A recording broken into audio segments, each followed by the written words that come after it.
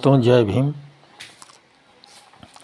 आप लोग सुने अगले कड़ी में, अगले भाग में कि संत शिरोमणि रविदास जी का सचित्र जीवनी का भाग 1 और दूसरा आप सुना। दोस्तों, आप सभी लोगों का रियल हिस्ट्री मिरर चैनल में स्वागत है। आप लोगों ने देखा बोधिसत्व रविदास भागवन एक भाग में नहीं हटा, इसलिए दूसरा भाग बनाना पड़ा। तो आप लोगों ने देखा था वर्ण व्यवस्था और जातिवाद के विध्वंसक। अगले भाग में, दूसरे भाग में मनुष्य जीवन दुर्लभ। गुरु रविदास गुरु जी हमारे बोलते हैं कि मनुष्य को गुरु जी ने अकर्म नहीं बनाया और नहीं इसमें हीन भावना की कुंठाएं पैदा की। उन्होंने कहा मनुष्य अवतार दुर्लभ है, मनुष्य का जन्म लेना दुर्लभ है।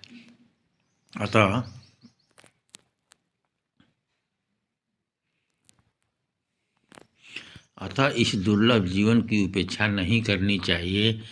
हिंदू शास्त्रों और उनके व्याख्याताओं ब्राह्मणों ने दलितों का जीवन नारकीय बना दिया था। उसकी अवहेलना और दरिद्रता उसको अपेक्षित महसूस कर रही थी। जीवन की वैभवता और जीवित रहने की ललक उसमें मर रही थी। ऐसी स्थिति में गुरु जी द्वारा उसमें जीवन के प्रति आशा पैदा करना और जिस जीवन से वह उपेक्षित हो रहा था उसको दुर्लभ कहकर उसमें जीवन के प्रति आशा पैदा करना और जिस जीवन से वह उपेक्षित हो रहा था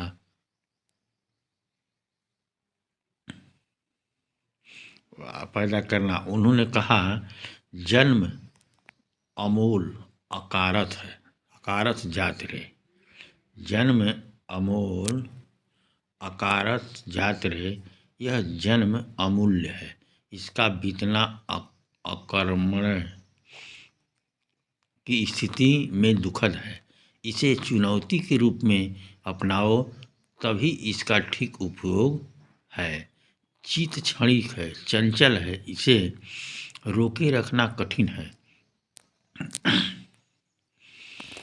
सभी का चित चोर लियो बाके पीछे लगा धावे।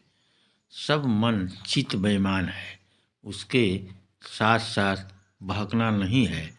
संयम की आवश्यकता है। उन्होंने धर्म साधना में भी परिश्रम की बात कही। हाथों का उपभोग हमेशा काम करने धन अर्जित करने में रखना है, तब आपका आराध्य स्वतः आपके वैभव और खुशहाली की ओर से आपको निश्चित कर देगा। जो श्रम का स्थान ईश्वर आराध्य मानकर करता है और परिश्रम की पूजा दिन रात करता है, गुरु जी का आश्वासन है उन लोगों को इस संसार में सुख और चैन की प्राप्ति होगी।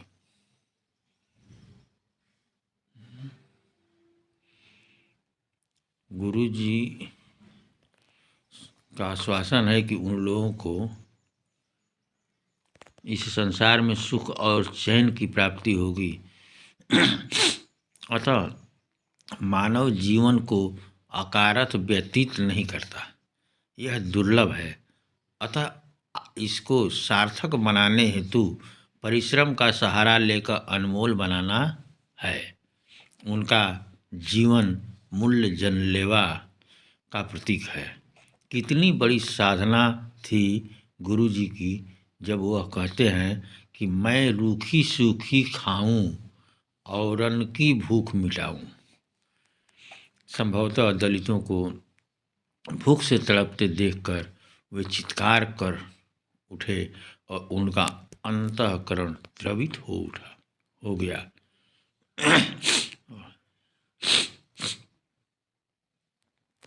दोस्तों थोड़ा जुकाम हो गया इसलिए दिक्कत है। दूसरा भाग 20वां भाग में बता रहे हैं आदर्श राज्य की कल्पना।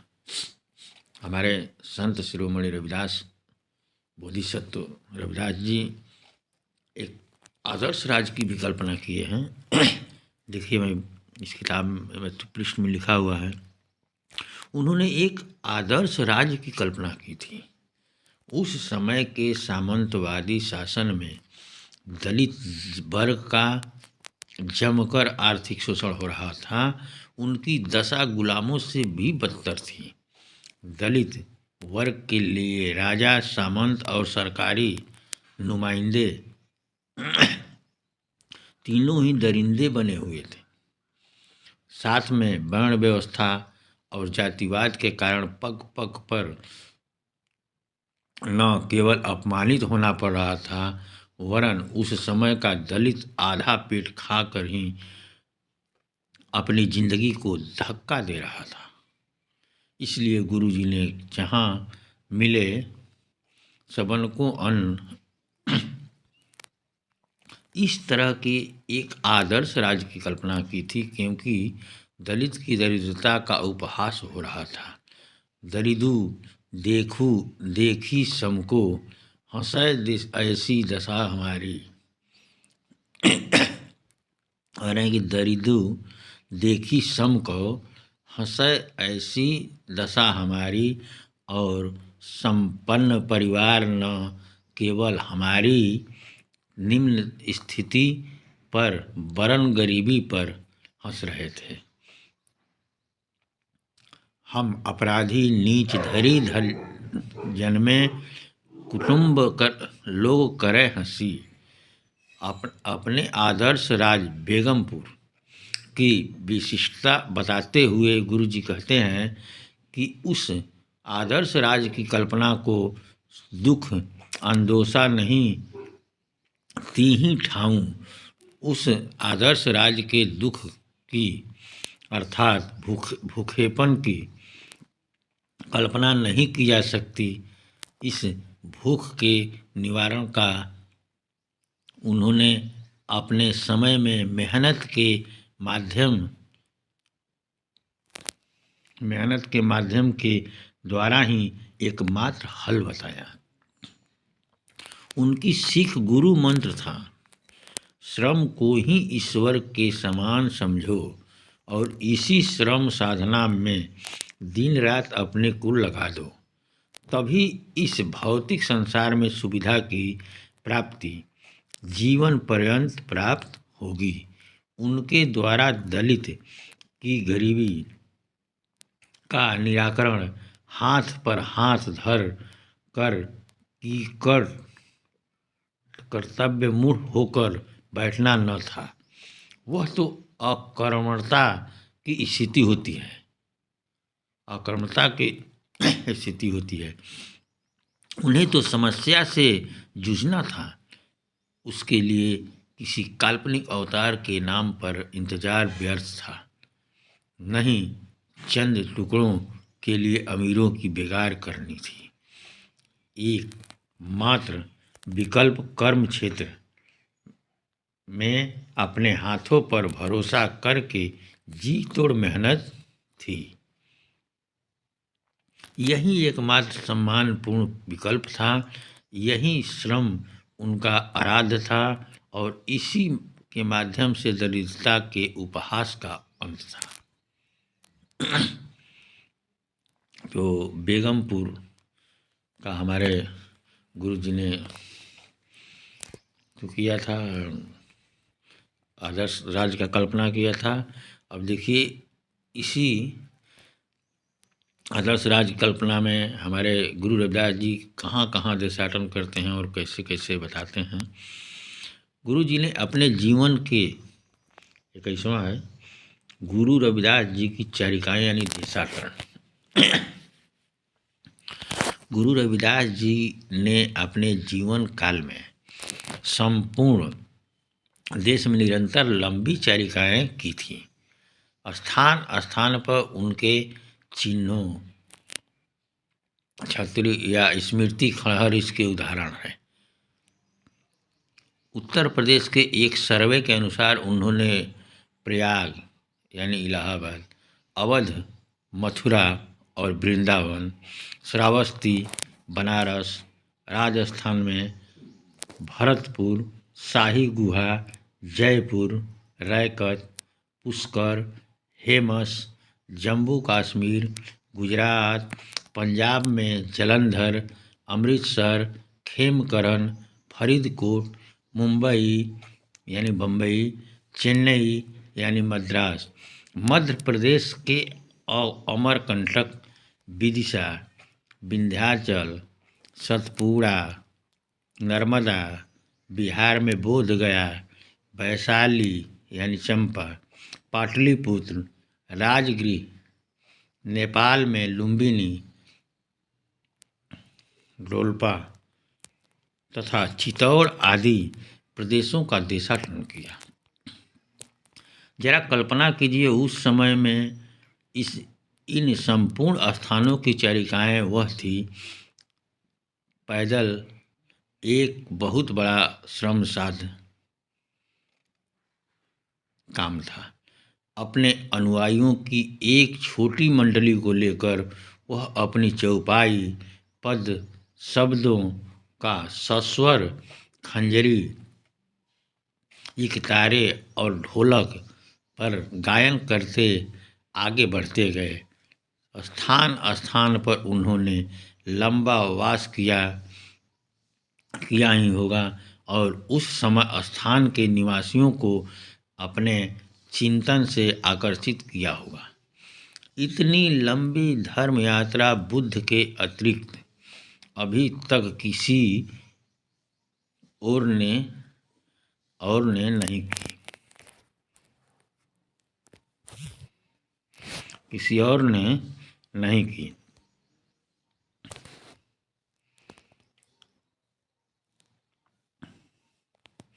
संभवतः गुरु रविदास का जनाधार इस देश में इतना व्यापक है कि उतना अन्य किसी भी उनके समकालीन और बाद के किसी संत, साधु, महात्मा का नहीं।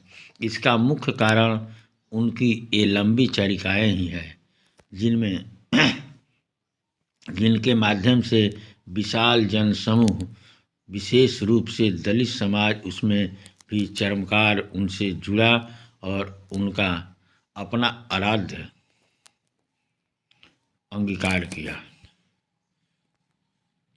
उनकी अनुमानित आयु 120 वर्ष है, जिसमें वह चलते ही रहे। इस मध्य उन्होंने जगह जगह प्रवचन दिए होंगे, परंतु दुख है उनके अनुयायियों ने इसका पूरा विवरण नहीं रखा, अन्यथा इस महान संत की महानता का जीवित दस्तावेज उनकी ख्याति को और अधिक महिमामंडित करता है और समालोचकों को उनका सही अंकन करने में सहायक होता है। तो देखिए हमारे संत गुरु रविदास जी कैसे देशाटन कर रहे हैं, यानी चारिकाएँ उसी को बुलाता है। अब देखिए पंजाब में गुरु नानक जी के पास 22वां अध्याय है। गुरु नानक द्वारा सच्चा सौदा। पंजाब के तलवंडी नामक ग्राम के एक खत्री परिवार में बालक नानक का जन्म हुआ था। जन्म से ही वह बालक धार्मिक भावना से ओतप्रोत था। उसमें करुणा और मानव मूल्यों के प्रति अनुराग था। यह देखकर पिता कालू ने उसकी शादी कर दी,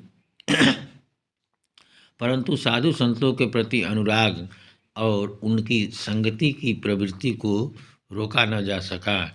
पिता का अनुमान था कि शादी के उपरांत पुत्र सांसारिक उत्तरदायित्व को अनुभव करने लगेगा और पिता के व्यवसाय में हाथ बटाएगा, लेकिन इसके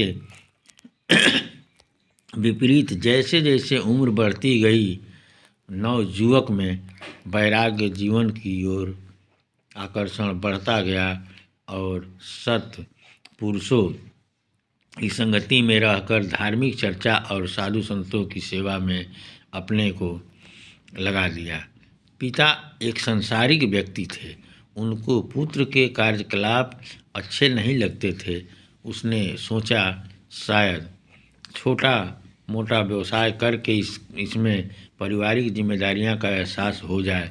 पुत्र में धार्मिक प्रवृत्ति स्वाभाविक रूप से, नैसर्गिक रूप से विद्यमान थी। वह कोई सच्चा सौदा प्रारंभ करना चाहता था। इसी समय गुरु रविदास अपनी शिष्य मंडली के साथ पंजाब प्रदेश की चारिका यानी भ्रमण पर थे और खंजरी, पखाउज और ढोलक की ताल पर भजन गाते फिर रहे थे। नानक ने इस मंडली की संगति का लाभ उठाया और आनंद का अनुभव किया। नानक गुरु रविदास जी के सत्संग से गदगद हो गए और उन्होंने जब देखा कि साधु मंडली भूखी है तो उन्होंने अपने पिता द्वारा प्राप्त व्यवसाय हेतु संपूर्ण धन उनके भोजन पर खर्च कर दिया। गुरुजी उसकी सेवा तथा भोजन दान से प्रसन्न हुए और उन्होंने नवयुवक को आशीर्वाद दिया कि वह आगे चलकर एक प्रख्यात संत बनेगा। अब घर लौटकर उसने अपने पिता को सूचित किया कि उसने सच्चा सौदा व्यवसाय किया है, तो वह सांसारिक व्यक्ति बौखला उठा। यही बालक आगे चलकर सिखों के प्रथम गुरु नानक देव बने। वाह! देखिए, अब 23वां अध्याय सांप्रदायिकता के पुरोधा। हिंदू और मुसलमान एक समय से आपस में संघर्षरत रहे हैं। एक स्वाभाविक ही है, क्योंकि एक दूसरे की धार्मिक परिपाटियाँ विपरीत हैं, लेकिन दोनों का जन्म माता से एक ही तरह हुआ और दोनों में प्राण, लहू, मांस रूपी अंश एक ही है। फिर झगड़ा किस बात का? यद्यपि गुरुजी मंदिर और मस्जिद के प्रति तटस्थ थे, क्योंकि उनमें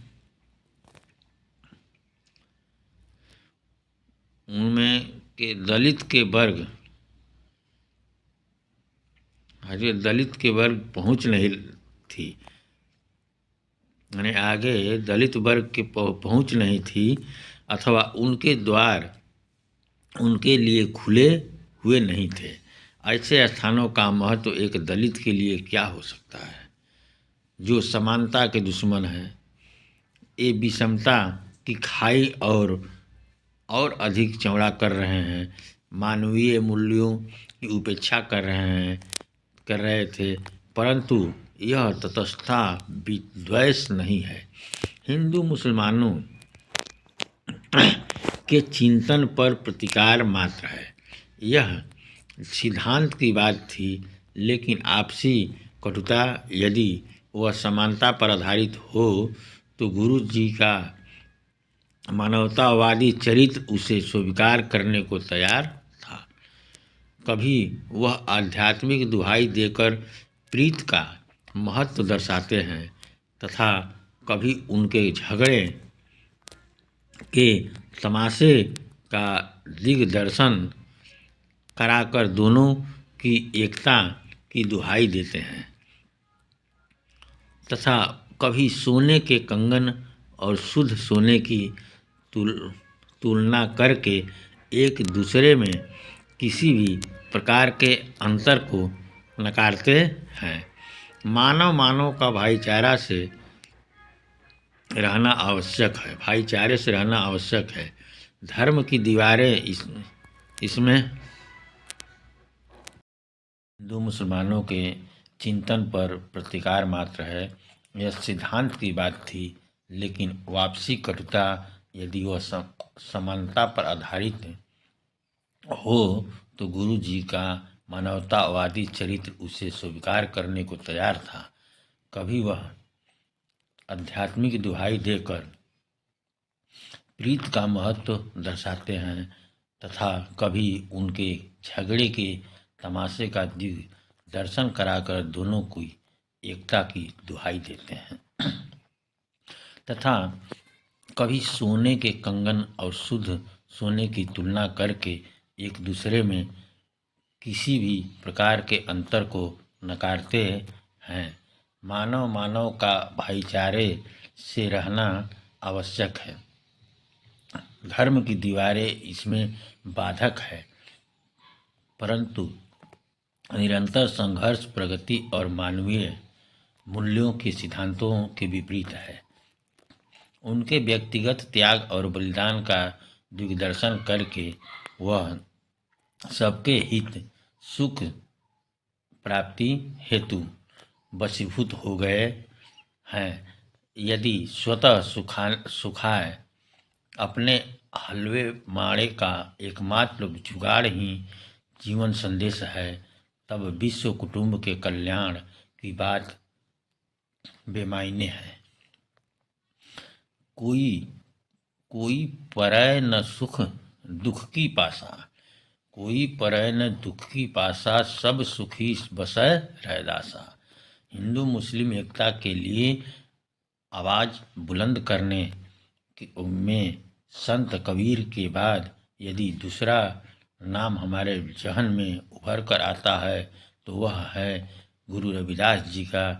गुरु जी ने जिस निर्भीकता से अपने समय की सांप्रदायिक ताकतों पर प्रहार किए, वैसी निर्भीकता बिरले ही की देखने को मिलती है।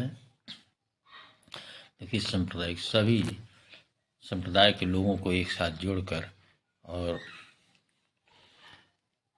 24 है समकालीन संत। गुरु रविदास वाणी में आया है, नामदेव कबीर त्रिलोचन साधना सैणु तरय। यह उनके समकालीन थे और उनके जीवन काल में ही परिनिर्माण को प्राप्त हो गए थे। संत साधना कसाई था, परंतु हिंसा कभी नहीं करता था। आदि ग्रंथ में उनका एक पद है, संत नामदेव और त्रिलोचन महाराष्ट्र के संत थे। आपस में इन दोनों के धार्मिक सत्संग का विवरण भी है। त्रिलोचन, हे नामदेव, तुम क्यों धंधे में लगे हो? राम नाम की ओर चित क्यों लगाते हो? नामदेव, हे त्रिलोचन, मुख में राम नाम का संस्मरण करते रहो, किंतु हाथ पैर को सदा काम में लगाए हुए चित्त को निरंजन में लीन रखो। गुरु जी ने श्रम सेवा और धंधे के माध्यम से साधना का पाठ इन्हीं संतों से सीखा होगा। सेन नाई बिदर के महाराजा की सेवा में नियुक्त थे। इस तरह यह भी महाराष्ट्रियन प्रभाव के संत थे। इनकी साधना का चमत्कार देखकर स्वयं राजा भी इनका शिष्य हो गया। एक पद में इन्होंने कबीर और रविदास के समकक्ष वेदों, शास्त्रों, ब्रह्मा और विष्णु को झूठा तक कह दिया। वेद ही झूठा, शास्त्र ही झूठा, भगत कहाँ से पछाती। वेद ही झूठा, शास्त्र ही झूठा, भगत कहाँ से पछाती। कबीर और रविदास एक दूसरे के काफी निकट थे। जहाँ कबीर ने गुरु रविदास की प्रशंसा की है, वही गुरु जी ने भी कबीर की प्रशंसा की है। एक दूसरे के अनुयायी अपने अपने गुरु को बड़ा साबित करने का प्रयास भी करते हैं, परंतु इन सब का एक ही लक्ष्य था, जातिवाद का विरोध और ब्राह्मणवाद की भर्त्सना। इस दृष्टि से इनकी धारा को निर्वर्ण धारा कहा जाता था। निवर्ण धारा मतलब कोई वर्ण नहीं। इसी कड़ी में गुरु नानक देव का नाम भी आता है। उनका गुरु जी के प्रति विवरण धर्म से ओतप्रोत है और उनकी धर्म साधना की महानता के आगे चारों वर्ण उनकी चरण वंदना हेतु आगे आए। पतित जाति उत्तम भाया चारी वरण पय पगी आई। पतित जाति उत्तम भया चारी वरण पय पगी आई।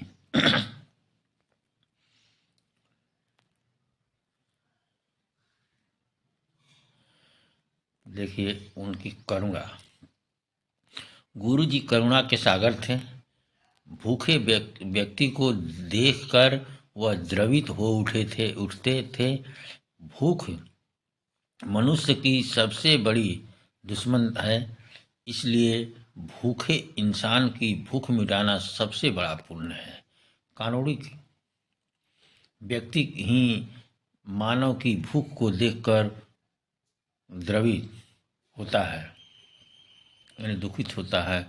गुरु रविदास ऐसे महाकारुणिक थे जो जन जन की भूख को अपने स्तर पर मिटाने का प्रयास करते रहते थे।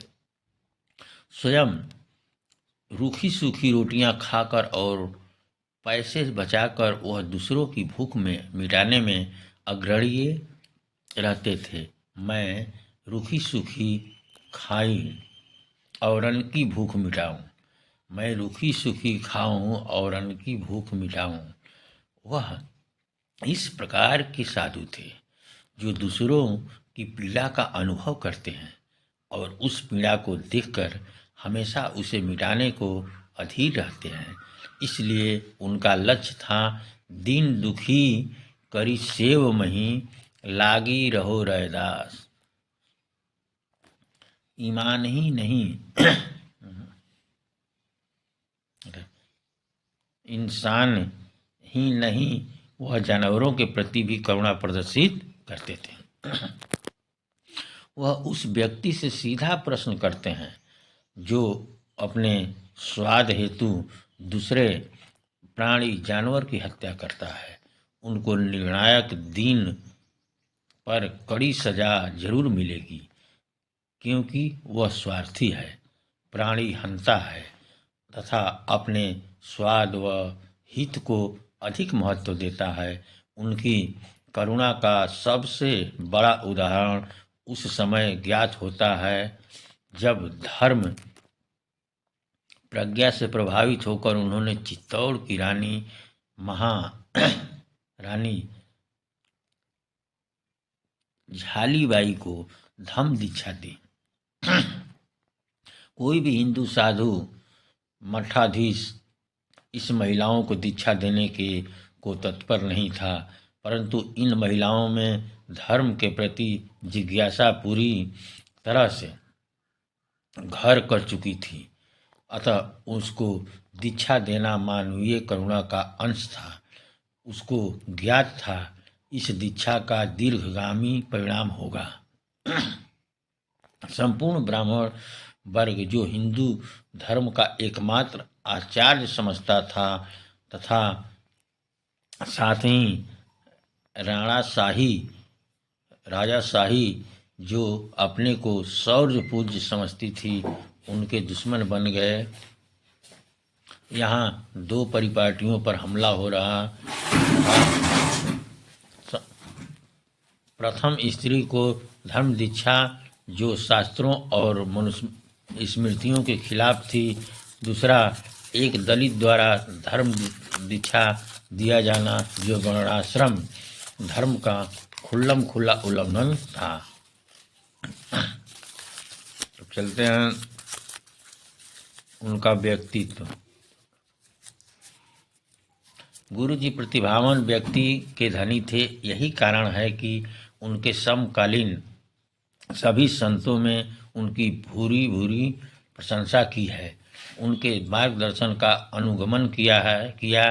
उनका जनसंपर्क अद्वितीय था। देश भर की चारिकाओं यानी भ्रमण से उनके संपर्क में त्रसित दलित तो आए ही, राजा, सुल्तान, ब्राह्मण, मौलवी और राजघराने की रानियां तक आई। सबको उन्होंने अपने व्यक्तित्व से प्रभावित किया। वह दृढ़ इच्छा शक्ति के महापुरुष थे।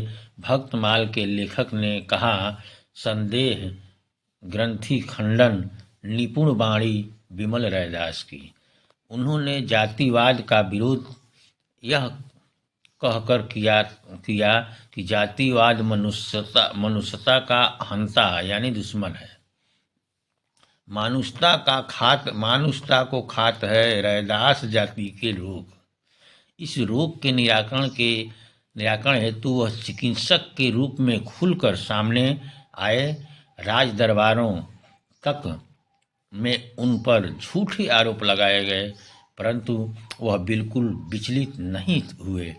अपने विरोधियों के छल कपट का इस खूबी से खंडन किया। स्वतः दूध का दूध और पानी का पानी हो गया। निर्णायक पक्ष उनकी प्रतिमा से प्रभावित हुए बिना नहीं रह सका, परंतु दंडाधिकारी निष्पक्ष नहीं था। उसने स्मृतियों के कानून के कारण उनके प्रतिद्वंदी अपराधी ब्राह्मण को दंड नहीं दिया, लेकिन उनकी ख्याति को 4 चांद अवश्य लगे और वह जनता में और अधिक जनप्रिय हुए। चित्तौड़ में ब्राह्मणों ने उनके साथ भोजन से इनकार कर दिया। कारण स्पष्ट था, एक दलित के साथ भोजन करके अपने वर्ण को कलंकित करना था तथा हिंदुओं के मध्य जग हंसाई कराना था।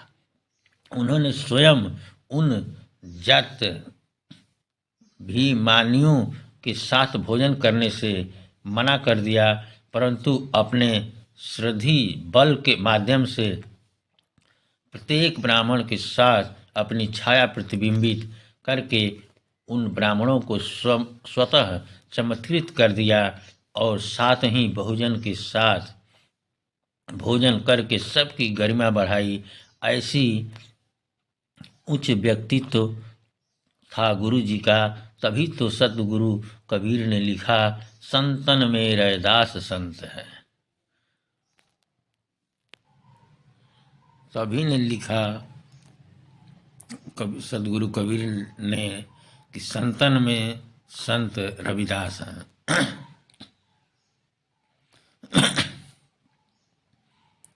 गुरु वाणी। गुरु रविदास की मौलिक वाणी की खोज एक टेढ़ी मेढ़ी पगडंडी है। तथ्य यह है कि गुरु जी के शरीरांत के उपरांत उनका संप्रदाय अस्थायी रूप से अस्तित्व में नहीं रहा, अस्तु उनकी वाणी को सुरक्षित रखने का दायित्व उनकी मृत्यु के पश्चात किसी ने नहीं लिया। उनकी संपूर्ण वाणी मौलिक थी, जो एक साधु से दूसरे साधु तक चलती रही। मौखिक वाणी की शुद्धता का कोई मानदंड नहीं। इस वाणी की शुद्धता रखने के लिए कभी संज्ञान भी नहीं रहा। दूसरे उनकी वाणी अन्य कई गुरु वाणियों के साथ उपलब्ध है, इससे इसका अन्य गुरुओं से सम्मिश्रण अवश्य हुआ होगा। गुरु जी की वाणी कई जन भाषाओं में पांडुलिपियों में के रूप में राजस्थान के जयपुर, जोधपुर, उदयपुर, बीकानेर और आमेर के ग्रंथगारों, महाराष्ट्र में पूना, पंजाब के स्थान स्थान पर गुरुद्वारों और रैदासी डेरों तथा दादू संप्रदाय की पोथियों में हस्तलिखित साधु संतों के डेरों, आश्रमों और मठों में रविदास की वाणी किसी भी रूप में उपलब्ध नहीं है। क्या यह वर्ण या जाति भेद के कारण हुआ है?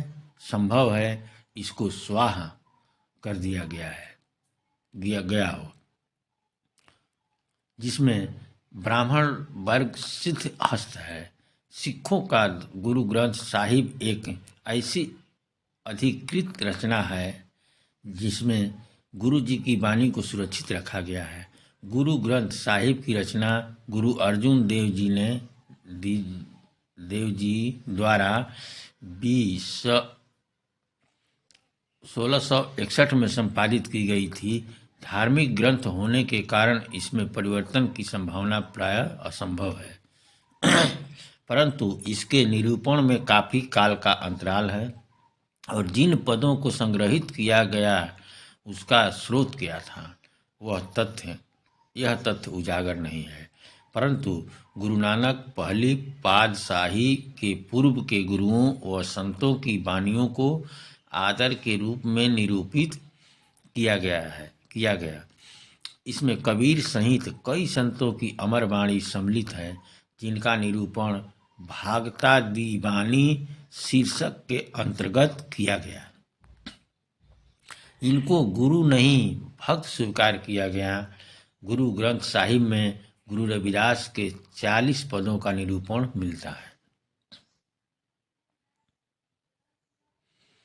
सगुण भक्ति का दिखावा। दलितों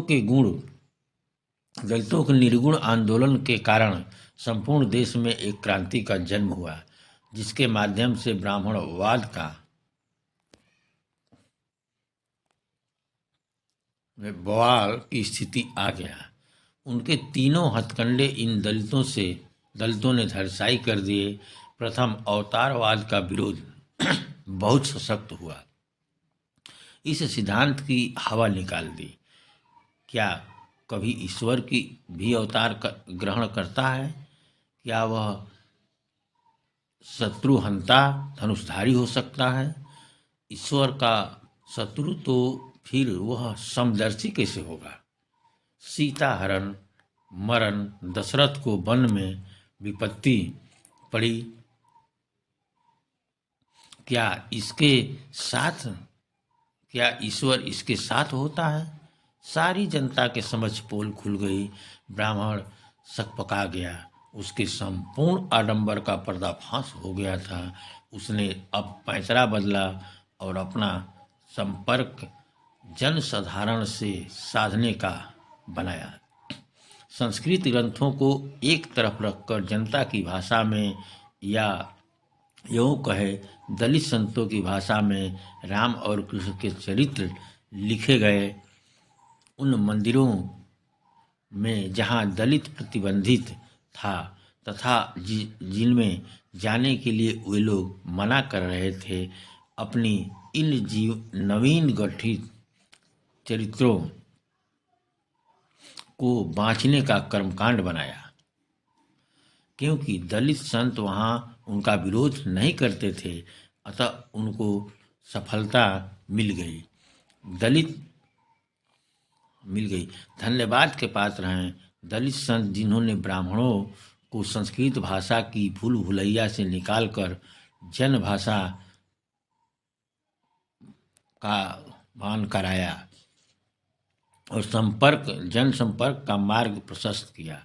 यह निर्वाण आंदोलन का स्पष्ट प्रभाव था, परंतु ब्राह्मण ने उपनिषद में वर्णित पर ब्रह्मा की हवा इस अवतारवाद के प्रहार से जरूर निकाल दी।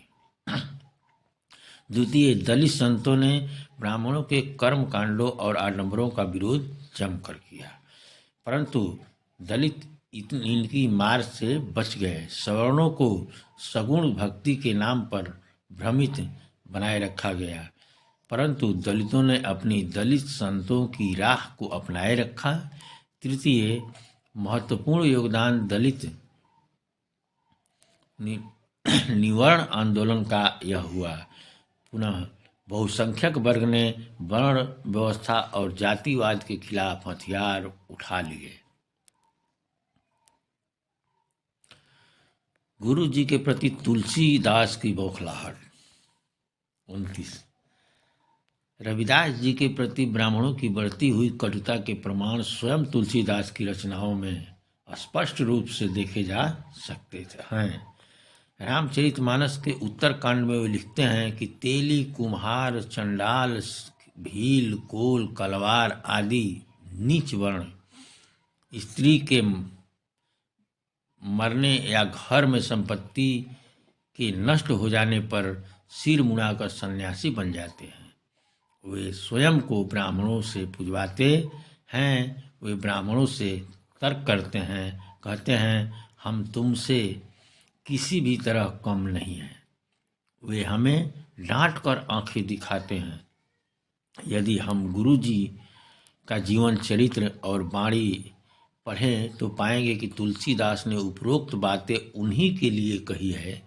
परस्पर तुलनात्मक अध्ययन से यह बात और भी स्पष्ट हो जाती है। रविदास जी जब वेदों की तीव्र आलोचना जग में वैद मानीजे करते हुए कह रहे थे कि संसारी दुखों को दूर करने के लिए वेदों को वैद कैसे माना जाए, इनमें ऐसा है ही क्या।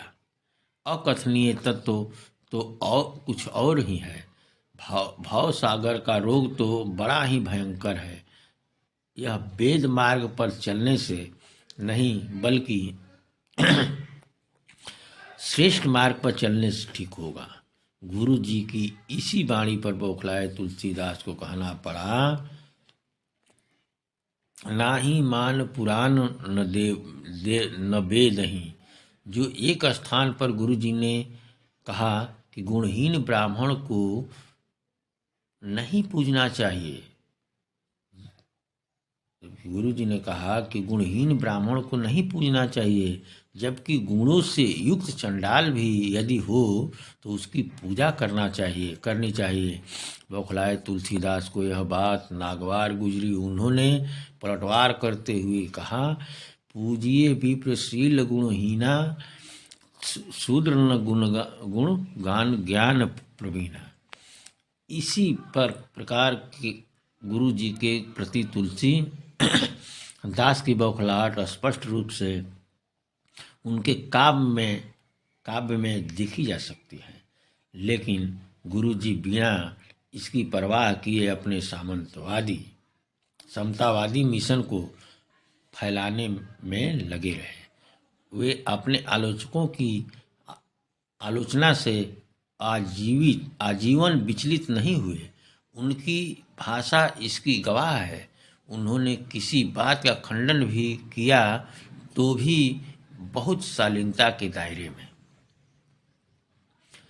पूजिए विप्रशील गुणहीना, शूद्र न गुणगण ज्ञान प्रवीणा। ये लिख रहे हैं रैदास, ब्राह्मण मत पूजिए जो होवे गुणहीन, पूजहि चरण चंडाल के जो होवे गुण प्रवीण। 30 बौद्ध विरासत का क्रमबद्ध विकास ही संत मत है। बुद्ध चिंतन को समय समय पर हजारों विद्वानों भिक्षुओं की सम्मिलित संगति सभाओं में समयानुसार संशोधित किया गया है। गुरु शिष्य परंपरा के आधार पर इसकी पुष्टि होती रही। परिणामतः इस ज्ञान में गतिशीलता आई, विचार और विमर्श को महत्व मिला। यही गतिशीलता और विश्वास आगे चलकर विभिन्न यानों के रूप में पल्लवित हुआ। हीनयान, महायान, वज्रयान, सहजयान, इसकी क्रमबद्ध कड़ियाँ। इसी क्रम में 84 सिद्धों का अंतिम यान मत है। यह यान बुद्ध वचन के सैद्धांतिक पक्ष के कुछ ढीला होकर अस्तित्व में आया। स्वयं कई सिद्ध छोटी जातियां में से हुए। उनमें से एक सिद्ध थे चमरपा।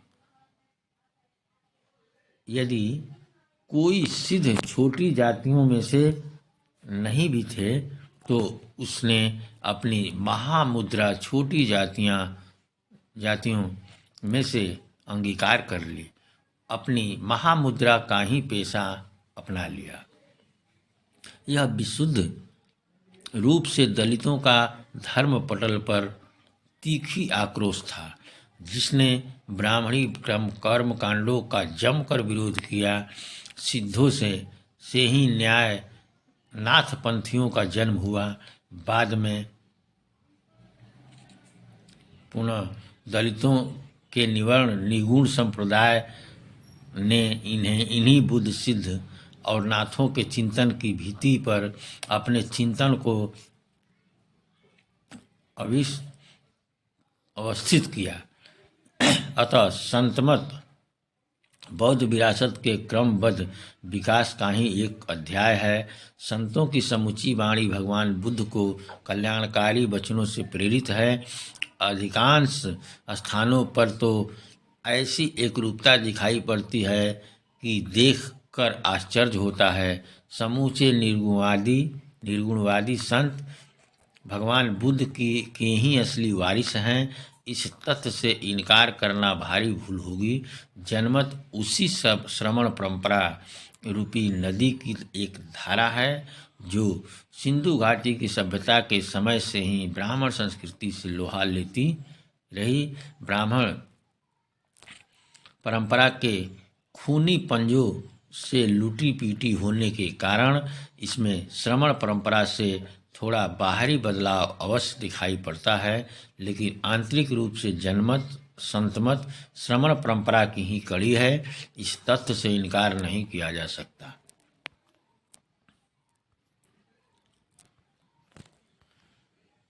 बुद्ध परंपरा ही है। 31 श्रमण परंपरा और रविदास। इस देश में शुरू से ही ब्राह्मण और श्रमण दो परंपराएं रही हैं। इस विभेद को यूनानियों तथा पतंजलि की महाभाष्य में भी अंगीकार किया गया है। ब्राह्मण या वैदिक परंपरा के प्रतिमान ईश्वर, वेद, हिंसक यज्ञ, आत्मा, नित्यता, शास्त्रों की शाश्वतता तथा पुनर्जन्म, जबकि श्रमण परंपरा के प्रतिमान अनिश्वरवाद, वेद विरोध, जाति विरोध, अहिंसक जग माने अहिंसक, अनात्मा, अनित्यता, संसरण द्वारा पुनर्जन्म की अवधारणाएं, संसरण द्वारा संस्कार द्वारा अवधारणाएं हैं। श्रमण परंपरा के समता, स्वतंत्रता, बंधुता और नैतिक आचरण शीलों के व्रत मूलभूत सिद्धांत हैं। श्रमण बुद्धि और तर्क को अपने चिंतन में महत्वपूर्ण स्थान प्रदान करते हैं, जबकि ब्राह्मण परंपरा में आस्था और अंधविश्वास अवस्थित है। सबसे बड़ी श्रमण परंपरा में इस सिद्धांत के प्रति प्रतिबद्धता और वर्ण विभेद तथा जाति के प्रति घोर विरोध है। गुरु रविदास जी की श्रवण धारा के पुरोधा है। गुरु रविदास जी श्रवण धारा के पुरोधा हैं। उन्होंने जीवन पर्यंत वेद विरोध, अवतारवाद का खंडन, कर्म कांडों और अंधविश्वासों का डटकर विरोध किया। वह स्वतंत्रता, बंधुता और नैतिक मूल्यों और कर्म के सिद्धांत के सबसे बड़े समर्थक थे। वह बुद्ध की तरह मानव जीवन को दुर्लभ मानते थे और मानव के दुखों को दूर करने हेतु हमेशा तत्पर रहते थे। यदि मानव कल्याण हेतु उनको रूखा सूखा खाकर भी गुजारा करना पड़े तो इससे वह गुरेज नहीं करते थे। उनमें मानव करुणा कूट कूट कर भरी थी। ब्राह्मणों के हाथों लुटती पिटती श्रमण परंपरा अनेक धाराओं से होती हुई 8वीं सदी में वज्रयान के रूप में परिलक्षित होती है। यही वज्रयान आगे चलकर मंत्रयान, सहजयान के नाम से जाना जाने लगा। सहजयान की यह परंपरा बंगाल और बिहार में सहजिया संप्रदाय के रूप में 15वीं-16वीं शताब्दी तक रहती है। इसी सहजिया संप्रदाय के भिक्षुओं द्वारा दीक्षित थे निर्गुणिया संत। गुरु रविदास जी का इन सब में महत्वपूर्ण स्थान है। 32 बुद्ध वचन और रविदास वाणी में एक रूपता, मतलब बुद्ध जी के जो वचन है और रविदास जी की जो वाणी है, ये दोनों में एक रूपता है। कैसे, देखिए। प्रसिद्ध दार्शनिक ओशो रजनीश कहते हैं कि रैदास इसलिए संस्मरणीय है कि रैदास ने वही कहा जो बुद्ध ने कहा, लेकिन बुद्ध की भाषा ज्ञानी की भाषा है, रैदास की भाषा भक्त की भाषा है, प्रेम की भाषा है। शायद इसलिए बुद्ध को तो उखाड़ा जा सका, रैदास को नहीं उखाड़ा जा सका। रैदास चमार हैं, जैसे किसी गहन अंत स्थल में बुद्ध अब भी गूंज रहे हैं, वही आग। लेकिन रैदास ने उस आग को आग नहीं बनने दिया, उस आग को रोशनी बना दिया। आग जला भी सकती है और प्रकाश भी दे सकती है। बुद्ध के वचन अंगारों जैसे हैं। बड़ा साहस चाहिए उन्हें पढ़ाने के लिए। अंगारे पचाओगे तो साहस तो चाहिए ही चाहिए। रैदास के वचन फूलों जैसे है, पचा जाओगे तब तो पता चलेगा कि आग लगा गए। आग के फूल हैं, आग की फूलझड़ियाँ देखने में फूल लगते हैं। रैदास ने फिर बुद्ध की बातें ही कही है, लेकिन भाषा बदल दी, नया रंग डाला। पात्र वही था, बात वही थी।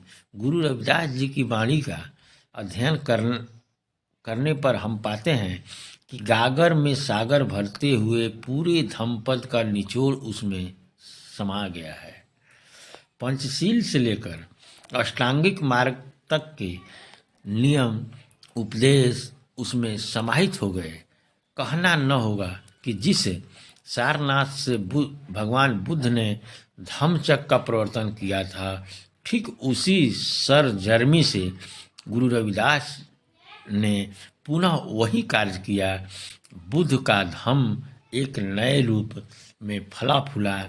कहीं कहीं तो बुद्ध वचन और गुरु रविदास वाणी में इतनी एक रूपता है कि देखकर आश्चर्य होता है।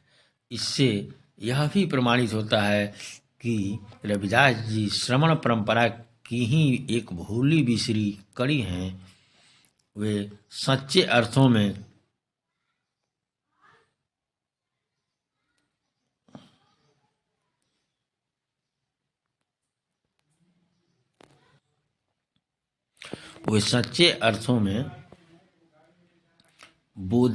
बोधिसत्व है।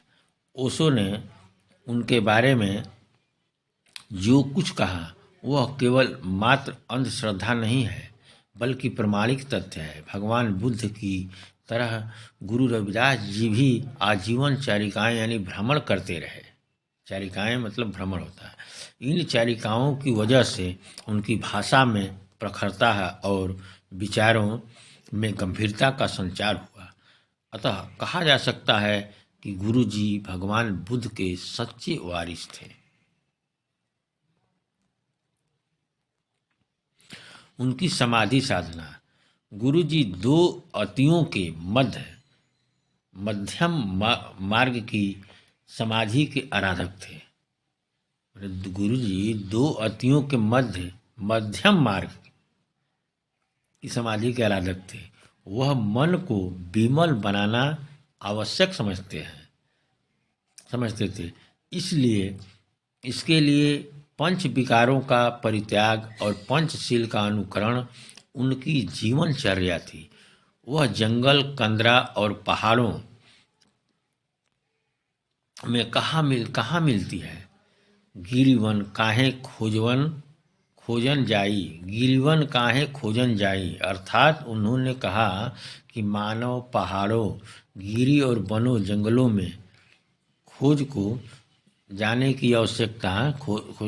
की आवश्यकता नहीं, अपने अंतःकरण में ही उसको खोजने का प्रयास कर।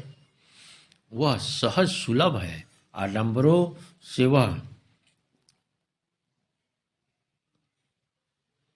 है तथा उसका ज्ञान सिद्धाचार्यों के कथनानुसार सहज समाधि द्वारा ही सुलभ है।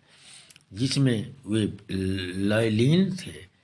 इसका ज्ञान शायद गुरु जी को काफ़ी अनुभव की गुत्थियाँ समझाने के बाद हुआ।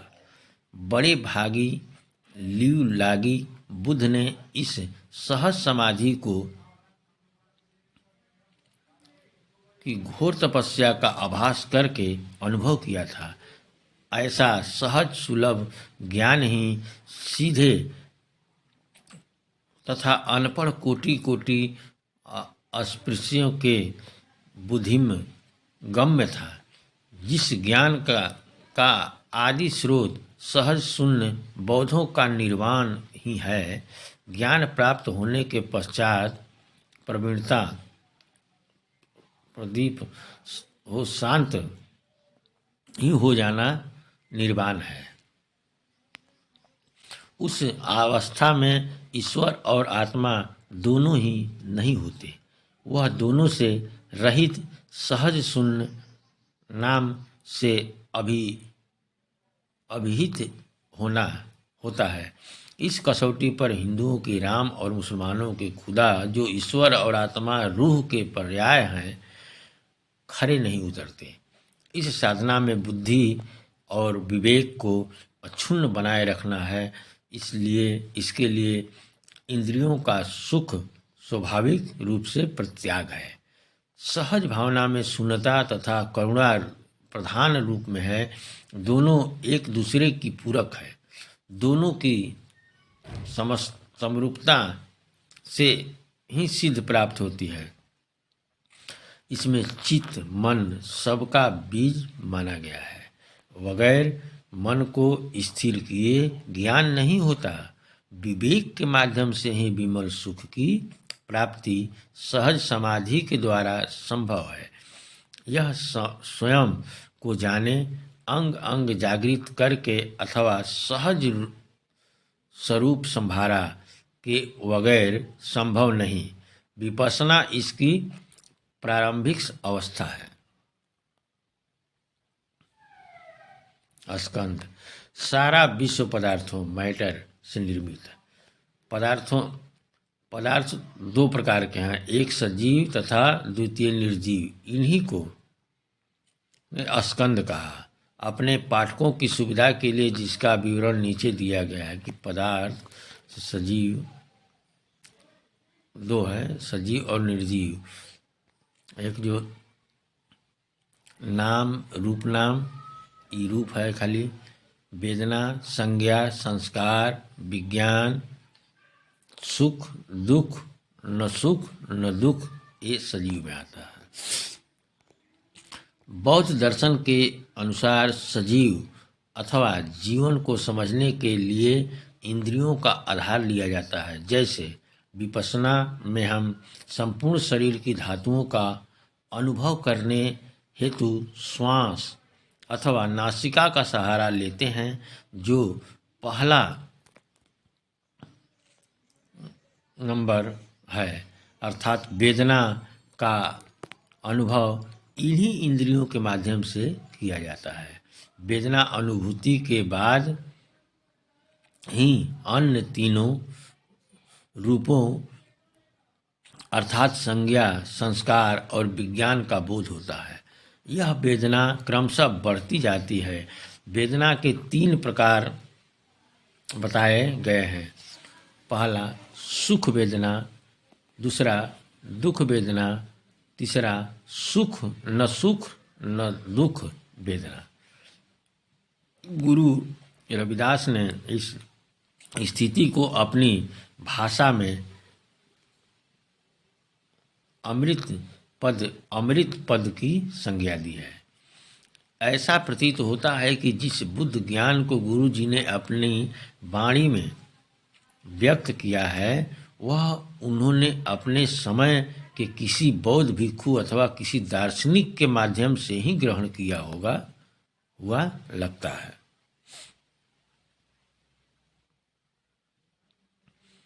अष्टांगिक मार्ग। गुरु जी की साधना का मार्ग बुद्ध के अष्टांगिक मार्ग की तरह 8 अंगों वाला है। यद्यपि समय के साथ इसके विभाग में कुछ अंतर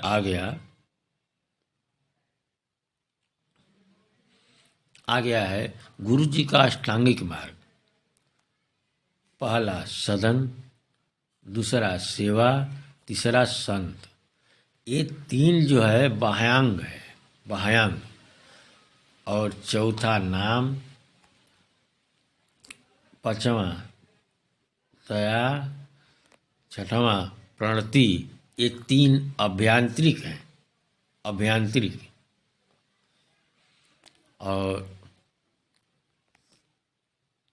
सातवां है प्रेम, आठवां विलय। ये 2 समाधि हैं। बुद्ध का अष्टांगिक मार्ग पहला है सम्यक दृष्टि, सम्यक सोच, सम्यक वाणी, सम्यक संकल्प। तीसरा ये 3 प्रज्ञा है। चौथा सम्यक कर्मांत, सम्यक आजीविका, सम्यक व्यायाम। ये 3 शील हैं। और सातवां है सम्यक स्मृति और आठवां है सम्यक समाधि। ये 2 समाधि संत साहित्य के उद्भट विद्वान परशुराम चतुर्वेदी ने उपरोक्त काल विभाजन की प्रथा प्रथम अवस्था को सदन के स्थान पर गृह की संज्ञा दी है। अंतिम अवस्था विलय को समाधि ही माना है, जो कई आधुनिक युक्ति युक्त लगती है। गुरु जी का जोर है कि परम पंथ न कहिजे, अर्थात परम पंथ, परम मार्ग को ही ग्रहण किया जाए। गुरु जी ने अनुभव को अधिक महत्व दिया। यह उनकी प्रथम अवस्था है, जो सम्यक दृष्टि के बहुत निकट दिखाई देती है। यहाँ दोनों बुद्ध और गुरु जी के परम लक्ष्य में एक रूपता है। और इसी पर दोनों ने बोल दिया, बौद्ध पंडित प्रतिपदा मध्यम मार्ग में जो 8 अंग दिए गए हैं, उनका दिग्दर्शन गुरु जी की वाणी में स्पष्ट अवलोकित होता है। यही काल गति के कारण इसमें अंतर अवश्य परिलक्षित होता है, परंतु गुरु जी के वचनों में बुद्ध वाणी की सुगंध फिर भी स्पष्ट दृष्टिमान होती है, जिसमें कर्म कांडों का परित्याग और अंतःकरण की साधना के प्रभाव प्रदर्शित होते हैं। उनकी समाप्ति जंगलों की एकांत साधना की मोहताज नहीं, वरन जन जन की पीड़ा का निवारण ही उसका एकमात्र लक्ष्य है। यह लेखक कितना कितना आश्चर्य होता है कि उनकी वाणी में बुद्ध के अष्टांगिक मार्ग को बड़ी शिद्दत के साथ उठाया गया है। सम्यक दृष्टि से लेकर सम्यक समाधि तक बुद्ध का अष्टांगिक मार्ग नए रूप में गुरु रविदास जी के माध्यम से प्रचारित हुआ है।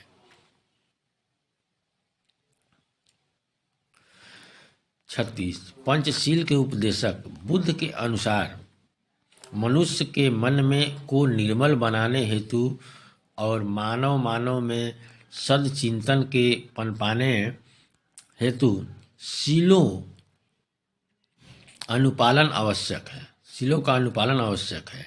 बुद्ध के ये उपदेश मध्य युग में संतों ने अपनाए और वे इसके प्रचारक बने। गुरु रविदास पंचशील के सबसे बड़े प्रचारक थे। विद्वानों ने पंचशील की तुलना बौद्ध और निर्गुण संतों में इस प्रकार की है। अब देखिए पंचशील कैसे है। बौद्ध धर्म, जीव हिंसा से विरत रहो। संत मत में जीव हिंसा न करो। दूसरा, बिना दी हुई किसी वस्तु के ग्रहण से विरत रहो। और संत में लिखा गया है कि किसी भी वस्तु के लिए लालच न करो। तीसरा, काम भोगों में मिथ्याचार से विरत रहो। संत में तीसरा, एक स्त्री और एक पति का व्रत ग्रहण करो। चौथा, असत्य भाषा से विरत रहो, कभी असत्य न बोलो। पांचवा, मादक द्रव्यों के सेवन से विरत रहो। और पांचवा इसमें है, शराब आदि मादक द्रव्यों के सेवन से विरत रहो। गुरु रविदास जी की वाणी में पंचशील को बड़ी तत्परता से उठाया है। पंचशील का पहला सिद्धांत हिंदुओं को समझाते हुए कहते हैं, प्राणी बध नहीं कीजिए, कीजिए ही जीवन ब्रह्म समान। प्राणी बध नहीं कीजिए जीवन ब्रह्म समान। वही मुसलमानों को यूँ पूछते हैं रविदास जी, क्यों मारी कर कैसे मिली हो खुदाए। कुमारी कर कैसे मिली हो खुदाए। दूसरे सिद्धांत में वे मेहनत की कमाई ही खाने, श्रम करी खही के लायक है। तीसरे सिद्धांत के बारे में गुरु जी कहते हैं, काम क्रोध में जन्म गंवायो। चौथे सिद्धांत को त्यागने वाले वे जिन्ह नरहत त्यागिया, जिन्ह नरहत त्यागिया, तीन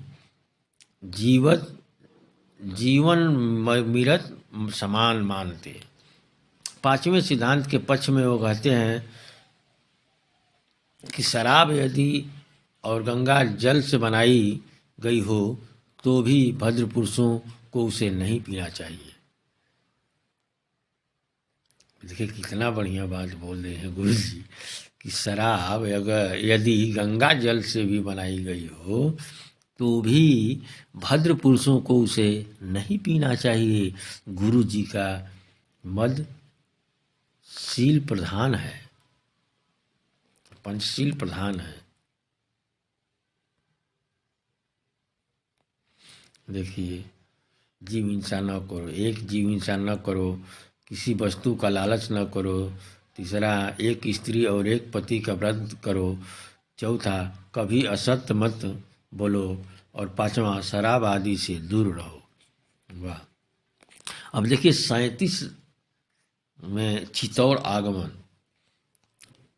हिंदू शास्त्र स्त्री को धर्म दीक्षा के पक्ष में नहीं थे। उनके अनुसार महिलाएं पूजा अर्चना तो कर सकती थी परंतु साधक नहीं बन सकती थी।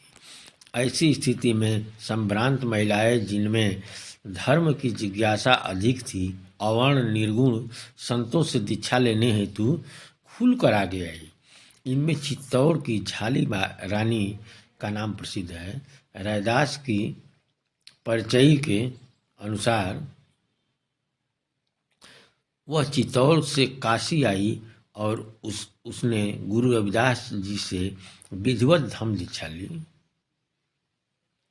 वह राणा उदय सिंह की पत्नी थी। रानी गढ़ चित्तौड़ की झाली चातुर सुजान। रानीगढ़ चित्तौड़ की उनकी वाणी है, रानीगढ़ चित्तौड़ की झाली चतुर सुजान। झाली रानी का यह कदम ऐतिहासिक महत्व का था। सारे मठाधीश धर्माधिकारी देखते रह गए। शायद ये महिलाएं घर छोड़कर दलित वर्ग में जाकर निर्गुण का प्रचार नहीं कर सकती थी, इसलिए इन्होंने सगुण भक्ति को अपनाया क्योंकि उनमें इतना साहस नहीं था। दलित संतों साधुओं की संगी साथी बनकर उनकी अनुगामी बनती। ऐसी स्थिति में वे निश्चय ही राजघराने जाति और समाज से बहिष्कृत कर दी जाती। जिस समय गुरु जी ने झाली रानी के अनुरोध पर चित्तौड़ जाने का मन बनाया उस समय वह काफ़ी वृद्ध थे, परंतु कबीर से मंत्रणा करके और उनकी आज्ञा लेकर वह चलने को तैयार हुए। आज्ञा लही कबीर की पूनी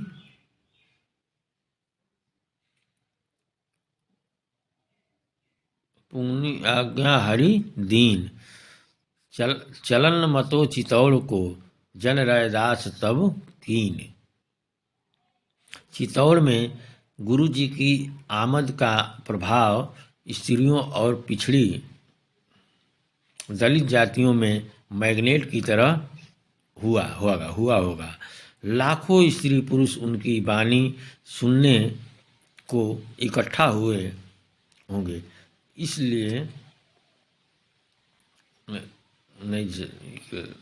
तारा, खंजरी और ढोलक आदि पर उनकी वाणी को जन जन तक पहुँचाया। जाति बंधन में अंकुर कुछ ढीले हुए। उस जनमानस ने जिसके लिए धर्म ज्ञान के मार्ग बंद थे,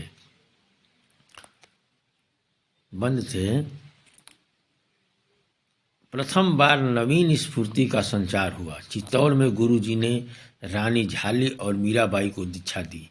जब राजघराने की नारियां दीक्षित हुई तो संभव है कि उनके संपर्क की अन्य स्त्री बड़े पैमाने पर गुरु जी द्वारा दीक्षित हुई होगी। ऐतिहासिक दृष्टि से यह एक क्रांतिकारी कदम था। मीराबाई की दीक्षा। प्रसिद्ध उपासिका मीराबाई राव दूदा की पुत्री थी। उसका विवाह भोजराज अथवा राणा रायमल से चित्तौड़ राणा राजघराने में हुआ था। मीरा के जन्म की कालगणना में ही नहीं वरन उसके पति के नाम पर भी विवाद है, लेकिन एक बात स्पष्ट है कि उसकी दीक्षा चित्तौड़ में ही की गई। काशी नगर का ना चौक माँ मन गुरु मिला रैदास। काशी नगर न चौक माँ मने मिला गुरु रैदास। झाली बाई की भी राणा शाही खानदान की बहू थी और अपने प्रभाव से तथा कबीर दास जी की आज्ञा प्राप्त करके से लंबी यात्रा करके गुरु जी को चित्तौड़ लाई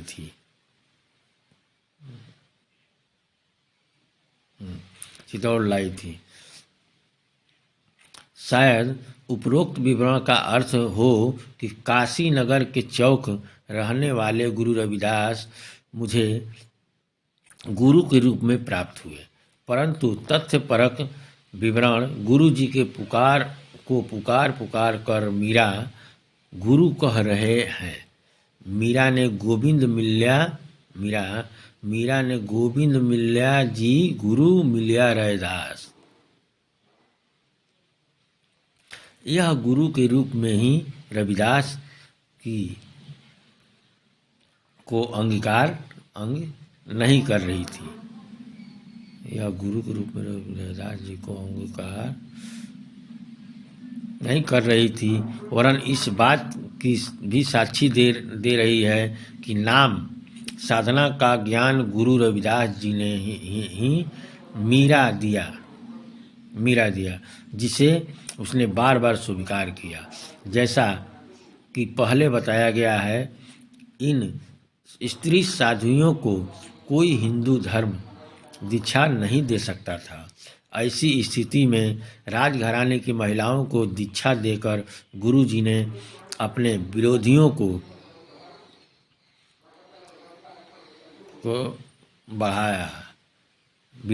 बढ़ाया, लेकिन उपेक्षित धर्म साधना की अभिलाषी महिलाओं को ज्ञान प्रज्ञा प्रदान की और जीवन के अंतिम में चित्तौड़ को ही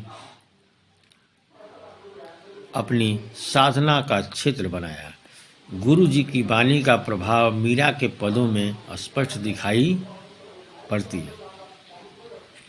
गगन मंडल पे सेज पिया की किस विधि मिलना होए।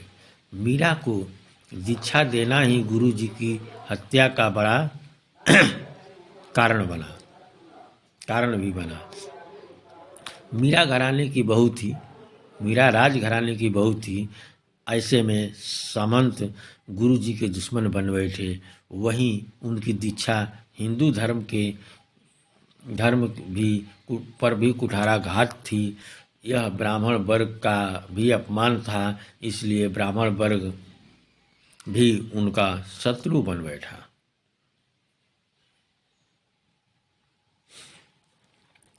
अब देखिए 39 चित्तौड़ में शहीद। झाली रानी द्वारा अपने साथ गुरु जी को चित्तौड़ लाने पर राज परिवार की दो संभ्रांत रानियां झाली रानी के मीराबाई विधिवत शिष्या बन चुकी थी। झाली रानी और मीराबाई विधिवत शिष्या बन चुकी थी। उनके साथ हजारों महिलाओं के अनुगामी बनने पर उन्होंने इन चेलियों को उपदेश दिया।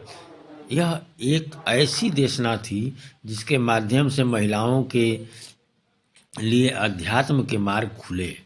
ब्राह्मण शक्ति में पड़ गया। उसके शास्त्र स्त्रियों को किसी इसकी इजाज़त नहीं देते थे। मतलब ब्राह्मण का जो शास्त्र है वो स्त्रियों को कोई दीक्षा लेने की इजाज़त नहीं देते थे। उसने उच्च जातियों को भड़काया। राजमहल राजपुत्रों और क्षत्रियों ने संभवतः इस कार्य में अपने धर्म का अपमान समझा होगा और उनके कुल पुरोहितों ने उन कुल देवों की दुहाई देकर आग में घी डालने का काम किया होगा। इस विरोध का एक अन्य कारण भी था कि जिस कारण संपूर्ण ब्राह्मण वर्ग इसका विरोधी था, वह था उसके कर्म कांडों का अंत हो रहा था।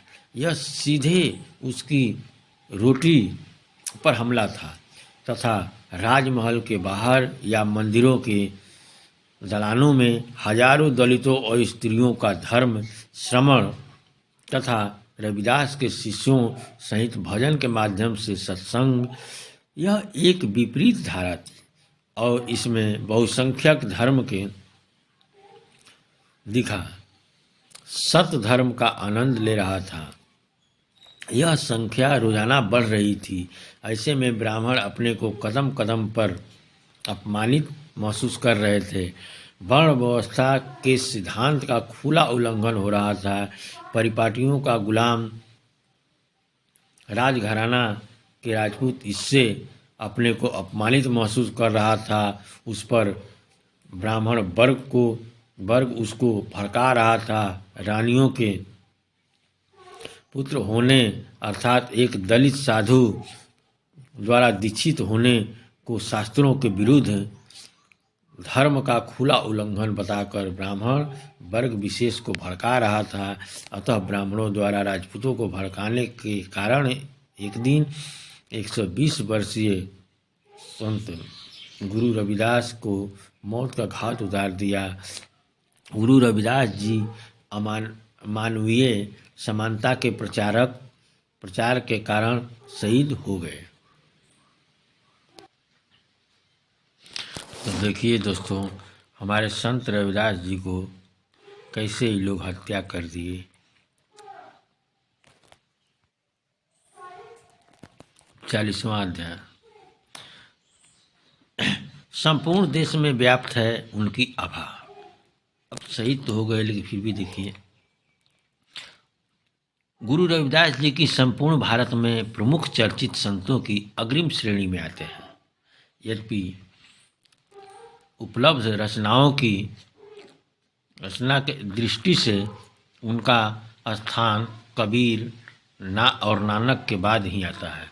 भाषांतर के कारण वह उत्तरी भारत के विभिन्न राज्यों में अनेक नामों से प्रसिद्ध हैं। बिहार में रैदास, उत्तर प्रदेश में रैदास, रौदास व रविदास, पंजाब व हरियाणा में रविदास,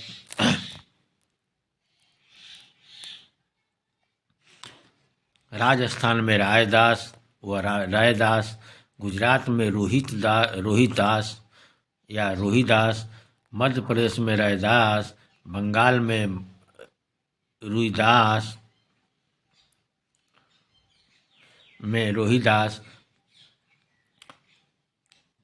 तथा असम में रोहदास, रेहदास, रुईदास आदि नामों से उल्लेख मिलता है। प्रहलाद चरित्र नामक ग्रंथ में रैदास नाम से बख्शीदास ने अपनी कृति रेहदास रामायण में, रेहदस खेमदस ने अपनी कृति भक्त पचीसी में, संत कबीर रैदास गोष्ठी में भी रैदास, डॉक्टर एस गुप्त ने हिंदू मिस्टिजियम में रुईदास बताया है। संत सुधाकर वियोगी हरि ने हरिदास उच्चरित किया है तथा रहस्य त्रयी संस्कृत के टीकाकार ने उन्हें रमादास के नाम से पुकारे हैं। इन सारे प्रदेशों में गुरु जी ने भ्रमण किया यानी और अपने चिंतन का प्रचार प्रसार करते हुए बहुसंख्यक चमार को जाति को संगठित किया। यदि चमारों की विभिन्न उपजातियों को व्यापक रूप से एक जगह मिलाएं जैसे जाटव, महार, नमोशूद्रा, परिहार जातियों का सम्मिलन एक जगह करें तो यह देश की वर्तमान जातियों में सबसे बड़ी बैठती है। आज देश भर में उन पर हजारों ग्रंथों का निर्माण हो चुका है। देश भर के विश्वविद्यालयों में उन पर शोध कार्य हो चुका है। देश के कोने कोने में उनके नाम से प्राचीन स्मारक स्थापित है। आज के इस दौर में जब मनुष्य का जाति की धर्म का दुश्मन बन चुका है, तब उनकी वाणी की जरूरत अब और भी अधिक महसूस की जा रही है। धर्मांधता से मानवता के कल्याण हेतु गुरु रविदास जी की बेगमपुर की कल्पना साकार होती दिख रही है। 41वां देखिए हमारे सरकार द्वारा सम्मानित भारत की धर्मनिरपेक्ष सरकार ने अन्य धर्म गुरुओं के सम्मान की परंपरा में ही गुरु जी के 500वीं जयंती के अवसर पर तथा अन्य अवसरों पर भी 3 बार गुरु जी की स्मृति में डाक टिकट निकाले। इस प्रसंग में कई गुरु जी के नाम से चल रहे संगठनों ने विशेष रूप से गुरु रविदास जन्म महोत्सव कमेटी दिल्ली के द्वारा भारत सरकार को प्रेषित स्मृति पत्र के माध्यम से दलित जनता की ओर से मांग प्रस्तुत की गई। इस संगठनों के समर्थन में कई सांसद भी आगे आए। मांग की पूर्ति के लिए एक चित्र की आवश्यकता थी। दिल्ली गुरु रविदास जन्मोत्सव कमेटी ने किसी चित्रकार से चित्र गुरु रविदास के का बनवाकर इसकी पूर्ति की। परिणामतः डाक व तार मंत्रालय के मंत्री महोदय ने प्रथम डाक टिकट गुरु जी की स्मृति में प्रकाशित किया। स्वयं दिल्ली और जालंधर में इसका विमोचन हुआ। संबंध मंत्रालय के भारत सरकार के मंत्री ने इसे गुरु रविदास जन्मोत्सव कमेटी के प्रधान बाबू रामचरण दास और कमेटी के अन्य सदस्यों में समक्ष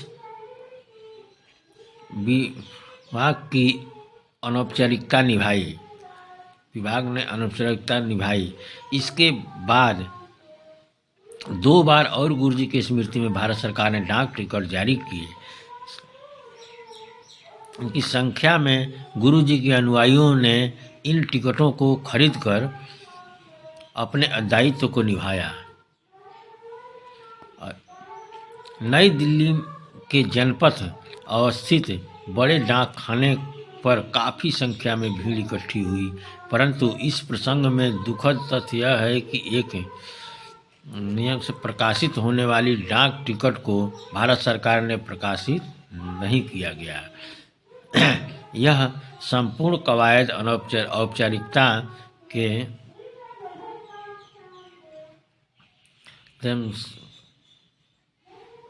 है।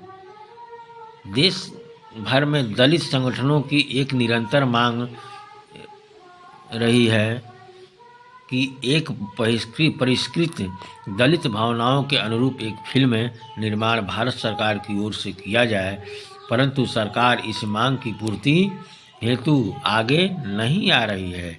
जबकि गांधी पर ऐसी फिल्म बन सकती है, तब गुरु जी की स्मृति में यह संभव क्यों नहीं? इस कार्य के लिए सरकार पर दबाव बनाया जाए कि डाक टिकट हमारे भारत सरकार ने छापा था। अब देखिए हमारे संत श्री गुरु बोधिसत्व रविदास जी का कहाँ कहाँ कुछ तीर्थ स्थल होगा। आधुनिक तीर्थ स्थल इस समय का बनारस में जहाँ गुरु रविदास जी का जन्म हुआ 30-40 वर्ष पूर्व उनका कोई भी वहाँ दर्शनीय स्थल या स्मारक था। लोग उस स्थान को भी जहाँ उनका जन्म हुआ पहचानते तक नहीं थे, परंतु पंजाब के रविदासियों ने स्थान की खोज की और ज़मीन खरीद कर, पर कुछ लोग दखल कर लिए थे अगल बगल, इसलिए उस ज़मीन को खरीद कर 2 भव्य मंदिरों की स्थापना की। प्रथम मड़ुआडीह है, यहाँ पर एक मंदिर है और हजारों दर्शनार्थी सारे देश से इस स्थान पर अपनी श्रद्धा व्यक्त करने आते हैं। दूसरा सिर करहिया नामक स्थान पर एक गुरुद्वारा नुमा मंदिर की स्थापना की है। वाराणसी में राजघाट पर बाबू जगजीवन राम द्वारा गुरु जी की स्मृति को जीवंत करने हेतु एक विशाल मंदिर की स्थापना की है, जिसमें मंदिर के अतिरिक्त धर्मशाला, पुस्तकालय आदि भी बने हुए हैं। पंजाब में भी गुरु रविदास जी अपने जीवन काल में भ्रमण करते धर्म चेतना जागरण करते हुए पधारे थे। खुरालगढ़ नज़दीक गढ़ शंकर जिला होशियारपुर में एक भव्य गुरुद्वारा बना, इसको महिमा मंडित किया गया। आज कल विदेशों इंग्लैंड, कनाडा, अमेरिका से भी हमारे अनिवासी भाई धर्म बंधु इन तीर्थ स्थानों के दर्शनार्थ आते रहते हैं। मतलब इंग्लैंड, कनाडा और अमेरिका से भी हमारे निवासी भाई धर्म बंधु इस तीर्थ स्थानों पर दर्शनार्थ आते रहते हैं। इसके अतिरिक्त काशी के नज़दीक मांडूर में इनकी स्मृति एक तालाब बना हुआ है तथा हैदराबाद स्थित एलोरा में एक रविदास कुंड पाया गया। मतलब हैदराबाद एलोरा में एक रविदास कुंड पाया गया। एक दूसरा रविदास के काठियावाड़ के जूनागढ़ नगर में पाया गया। चित्तौड़ में इनकी स्मृति में रविदास जी के चरण चिन्ह तथा उनके छतरी बनी हुई है। दक्षिण भारत में भी बालाजी पहाड़ी की तलहटी में तिरुपति मंदिर के पास इनका एक स्मारक है। गुरुजी की शिक्षा का अनुसरण करने वालों के लिए ये आधुनिक तीर्थस्थल विशेष महत्व रखते हैं। देश भर में फैले इन पवित्र स्थलों से सिद्ध होता है कि गुरु जी की ख्याति देश भर में व्याप्त थी।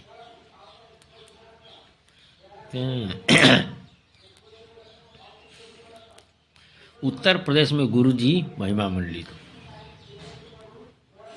उत्तर प्रदेश वह प्रदेश है जहाँ पर गुरु रविदास जी का जन्म हुआ था।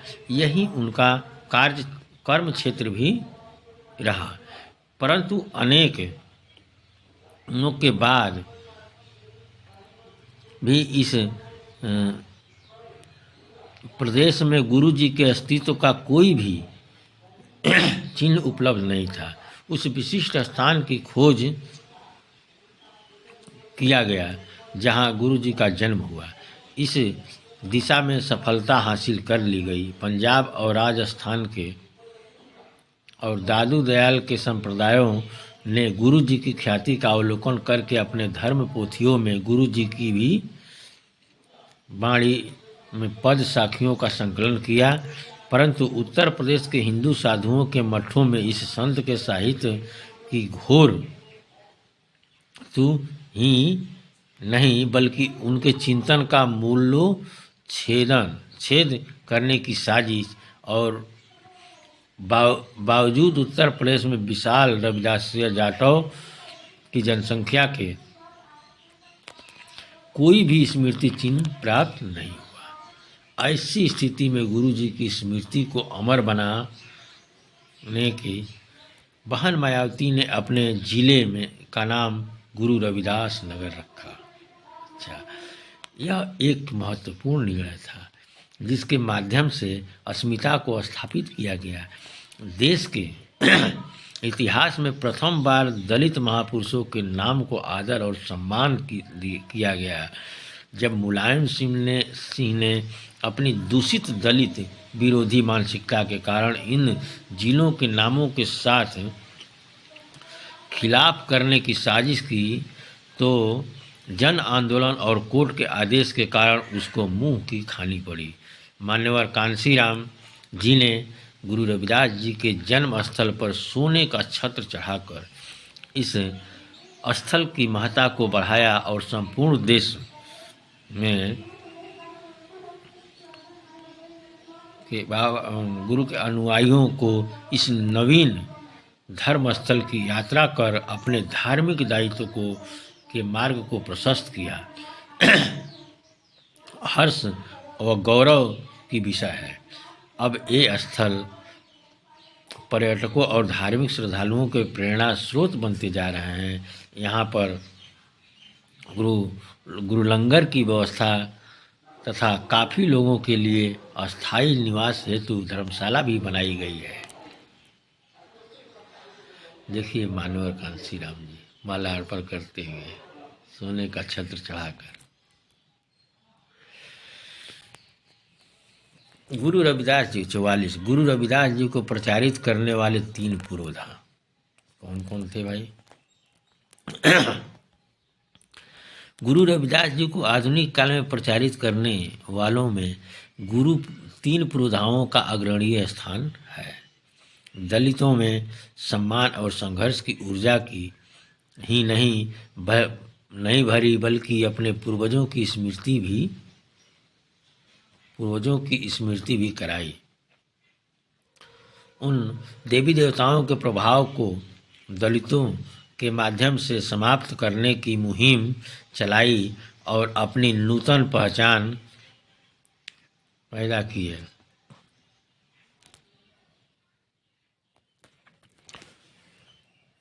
उन्होंने हिंदू देवी देवताओं के प्रभाव को दलितों के मध्य से समाप्त करने की मुहिम चलाई और अपनी नूतन पहचान के अंकुर पैदा किए। गुरु रविदास को प्रचारित करने का अर्थ था दलित अस्मिता को प्रतिष्ठित करना। इस क्रम में प्रथम नाम बाबा साहब डॉक्टर B.R. अम्बेडकर का आता है। उन्होंने उत्तरी भारत में गुरु रविदास जी की शोभा यात्रा के सिलसिले को प्रारंभ किया और कई जयंतियों में इसका प्रचार प्रसार किया।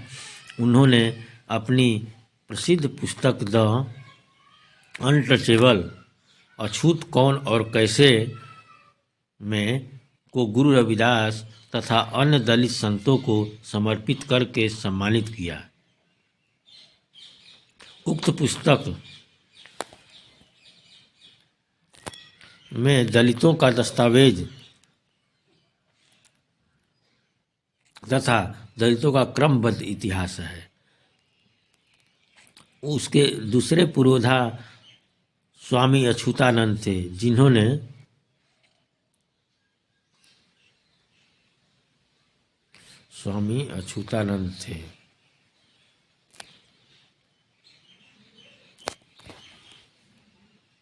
जिन्होंने हिंदू धर्म के प्रतिपक्ष में आदि हिंदू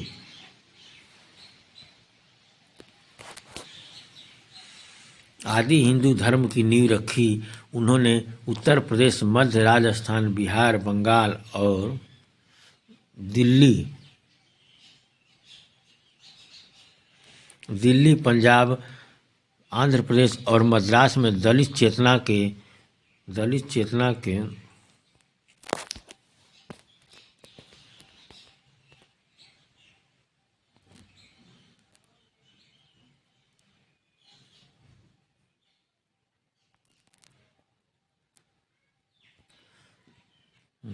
तो दूसरे पुरोधा स्वामी अछूतानंद थे, जिन्होंने हिंदू धर्म के विपक्ष आदि हिंदू धर्म की नींव रखी। उन्होंने उत्तर प्रदेश, मध्य प्रदेश, राजस्थान, बिहार, बंगाल, महाराष्ट्र, दिल्ली, पंजाब आदि आंध्र प्रदेश और मद्रास में दलित चेतना के एक सशक्त आंदोलन को जन्म दिया।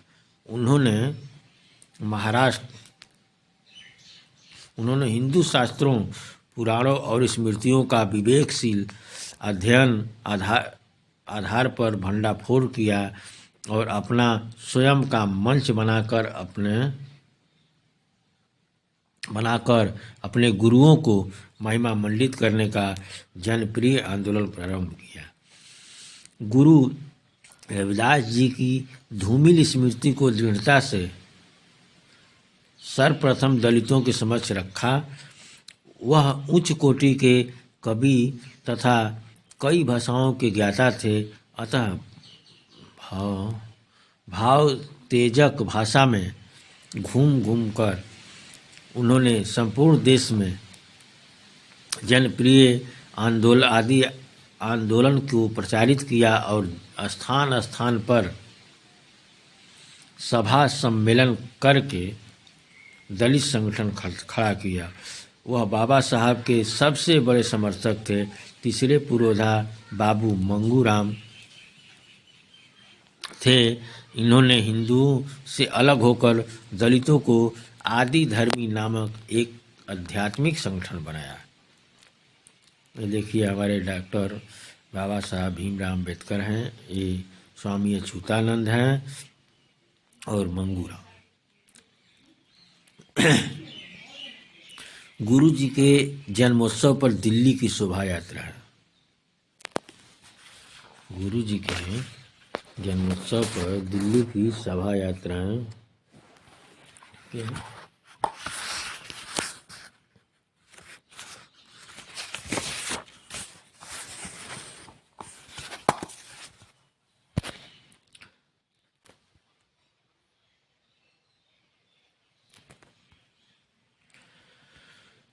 गुरु रविदास जी की जन्मोत्सव शोभा यात्रा दिल्ली के दलित इतिहास की महत्वपूर्ण कड़ी है। इनका प्रचलन स्वनाम धन्य बाबा साहब डॉक्टर B.R. अम्बेडकर ने किया। बाबा साहब के द्वारा गुरु रविदास जन्मोत्सव कमेटी का गठन हो चुका था और इसको विधिवत पंजीकृत भी किया जा चुका है था। इसके अधिकृत अध्यक्ष बाबू रामचरण दास BA थे। बाबा साहब ने केवल इसके विधान नियम उपनियमों का निर्माण कराया, वरन विधिवत रूप से प्रतिवर्ष जनतांत्रिक रूप से चुनाव की व्यवस्था की। जब सर्वप्रथम दिल्ली के दलित लोगों की शोभा यात्रा ऐतिहासिक लाल किले से चलकर प्रसिद्ध बाजार चांदनी चौक, खारी बावली, सदर बाजार, करोल बाग से होकर देवनगर में रविदास विश्राम धाम पर विसर्जित हुई, उस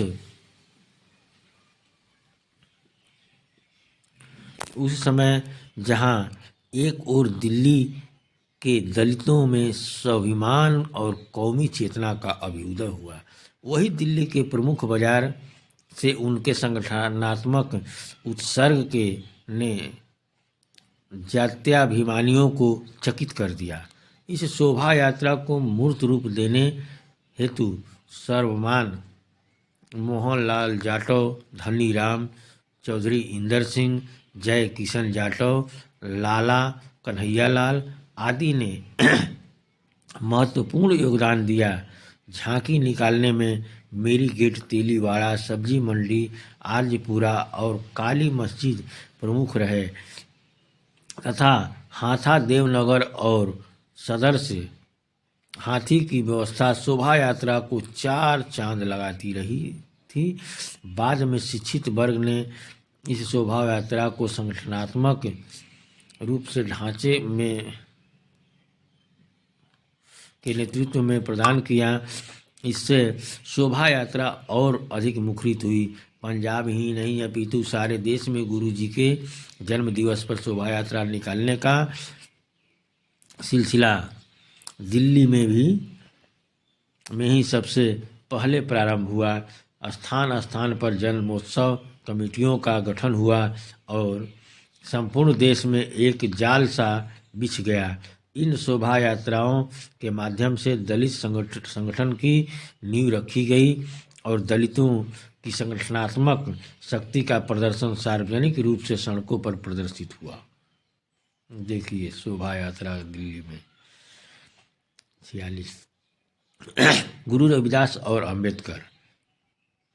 डॉक्टर अंबेडकर का परिवार कबीर पंथ का अनुयायी था। उनके पिता अपने परिवार के सदस्यों से इन संतों की वाणी को सस्वर गाया करते थे। डॉक्टर अंबेडकर पर इसका प्रभाव जीवन पर्यंत रहा। शायद इन्हीं संतों की वाणी के प्रभाव से उनके मुसलमानों और ईसाइयों की ओर आकर्षित नहीं होने दिया, क्योंकि बौद्ध चिंतन का अमिट प्रभाव उनको इन संतों की वाणी में दिखाई दिया। उन्होंने दलितों के इतिहास पर लिखित अपने अमर ग्रंथ अछूत कौन और कैसे को गुरु रविदास आदि संतों को समर्पित किया। बाबा साहब ने ही दिल्ली में चमार जाति के चौधरियों को उनके गुरु और उनकी शिक्षाओं से अवगत कराया।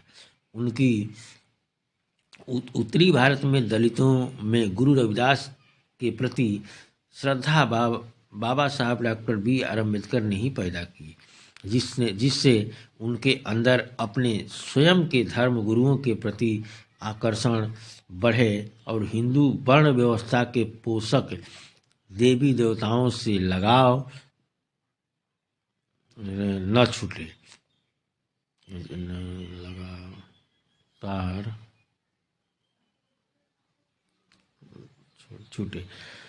उन्होंने प्रथम बार उत्तरी भारत में रविदास जयंती के अंकुर पैदा किए।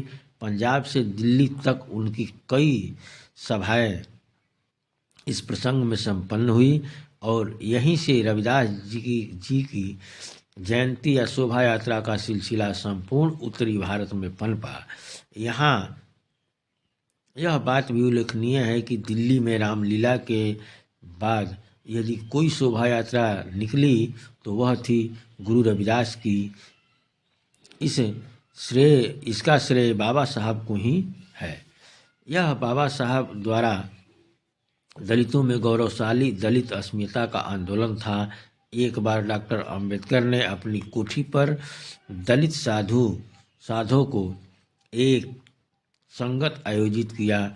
सारे साधु अपनी खंजरी, पखाऊ, जितारा लेकर उनकी कोठी पर इकट्ठा हुए और काफ़ी रात तक अपने गुरु रविदास और कबीर का भजन सुनाते रहे। Doctor B.R. अम्बेडकर भी इससे अलग न रहे। उन्होंने स्वयं अपने पुश्तैनी इकतारे पर एक गीत सुनाया। उनकी इन संतों के प्रति अमिट छाप की यह एक सशक्त घटना है। दिल्ली में रविदास मंदिर करोल बाग में की जमीन पर बाबा साहब ने जमीन खरीद दी थी। दिल्ली के रविदास मंदिर करोल बाग की जमीन बाबा साहब ने खरीदी थी। ये देखिए, करोल बाग दिल्ली में बाबा साहब बनाए हैं। 47 विदेशों में गुरु रविदास, अरे बाप रे बाप। शुरू में अधिकतर जलंधर दोआबा के लोग थे जो इंग्लैंड के औद्योगिक क्षेत्र बहिंगम मिडलैंड में बसे। इन्हें वहां बसने के लिए प्रेरित करने में ईश्वरदास पवार,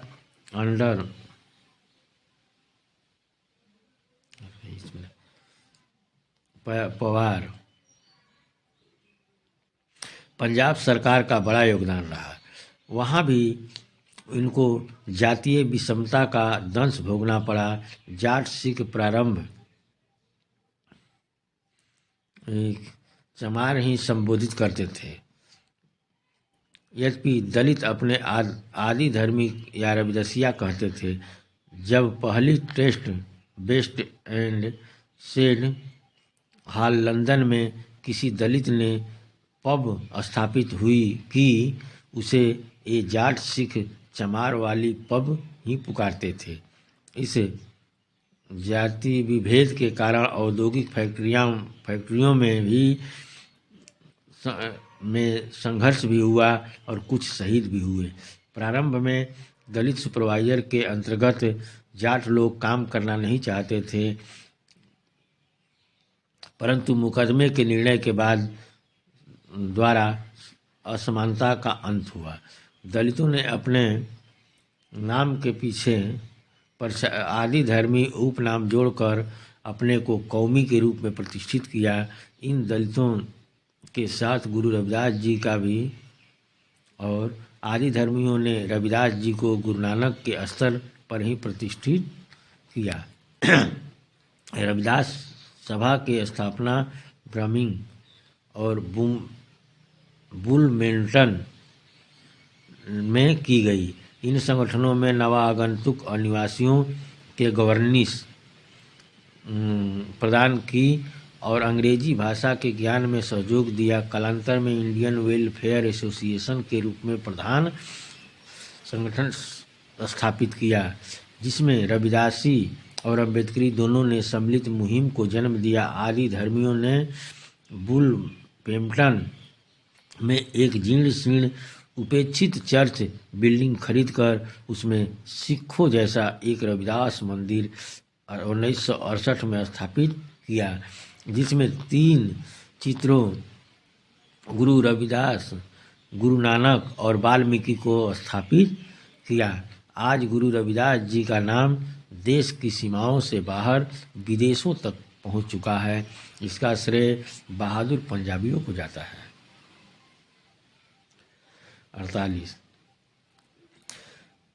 दलित साहित्य के पितामह। संतों द्वारा रचित निर्गुण साहित्य आज के दलित साहित्य का आदि स्रोत है। इसमें भी यदि भाषा, भाव, विविधता और योग्यता की दृष्टि से देखा जाए तो गुरु रविदास की वाणी प्रमुख है। गुरु जी निसंदेह आज के दलित साहित्य के पितामह हैं। दलित संतों के वर्ण आश्रम धर्म तोड़कर जातिवाद की जड़ पर प्रहार किया। यह सामाजिक क्रांति थी जिसके प्रेरक ये संत भुक्तभोगी ही थे। जातीयता की टिस को इन्होंने अनुभव किया था और पग पग पर उपेक्षा, घृणा, प्रताड़ना को उन्होंने झेला था।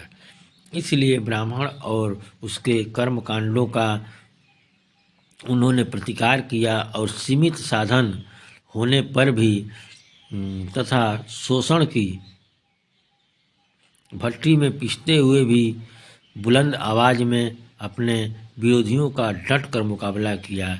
एक वर्णहीन और एवं जाति विहीन समाज की रचना की अवधारणा प्रस्तुत की, जिस भित्ति पर यह संघर्ष आज तक चला आ रहा है। ये दोनों विचारों में संघर्ष था। एक के आराध्य अवतारवादी चरित्र थे, दूसरे के आराधक निर्वट घट घटवासी सतनाम पोषक थे। एक शास्त्रों का गुलाम था तो दूसरा स्वतंत्र चिंतन, तर्क, अनुभव और अनुगामी। एक वर्ण व जाति व्यवस्था का पोषक था, दूसरा इसका घोर विरोधी। गुरु रविदास जी ने उस समय नेतृत्व प्रदान किया और एक नई क्रांति को जन्म दिया। हृदय में उभरती वेदना की अनुभूति उन्होंने तीखी भाषा में की और वर्ण भेद और जाति भेद का सशक्त विरोध किया। आज हिंदी साहित्य में दलित साहित्य की जो मुहिम देख रहे हैं, इसका मूल निसंदेह रविदास जी की वाणी ही है। दलित साहित्य के बीज गुरु जी की वाणी में खोजे जा सकते हैं। इस विषय में दलित साहित्य गुरु जी का ऋणी है। उनका काव्य मात्र भक्ति का ही नहीं अपितु मुक्ति का काव्य है। उन्होंने पराधीनता पाप है ऐसा कहा। समाज को संगठित करने के लिए मधुमक्खीरा का सूत्र दिया। मतलब समाज को संगठित करने के लिए उन्होंने मधुमक्खीरा का सूत्र दिया है। वे गरीबों की भूख से लड़े और समाज के सामने बेगमपुर नामक शहर का एक आदर्श विचार रखा।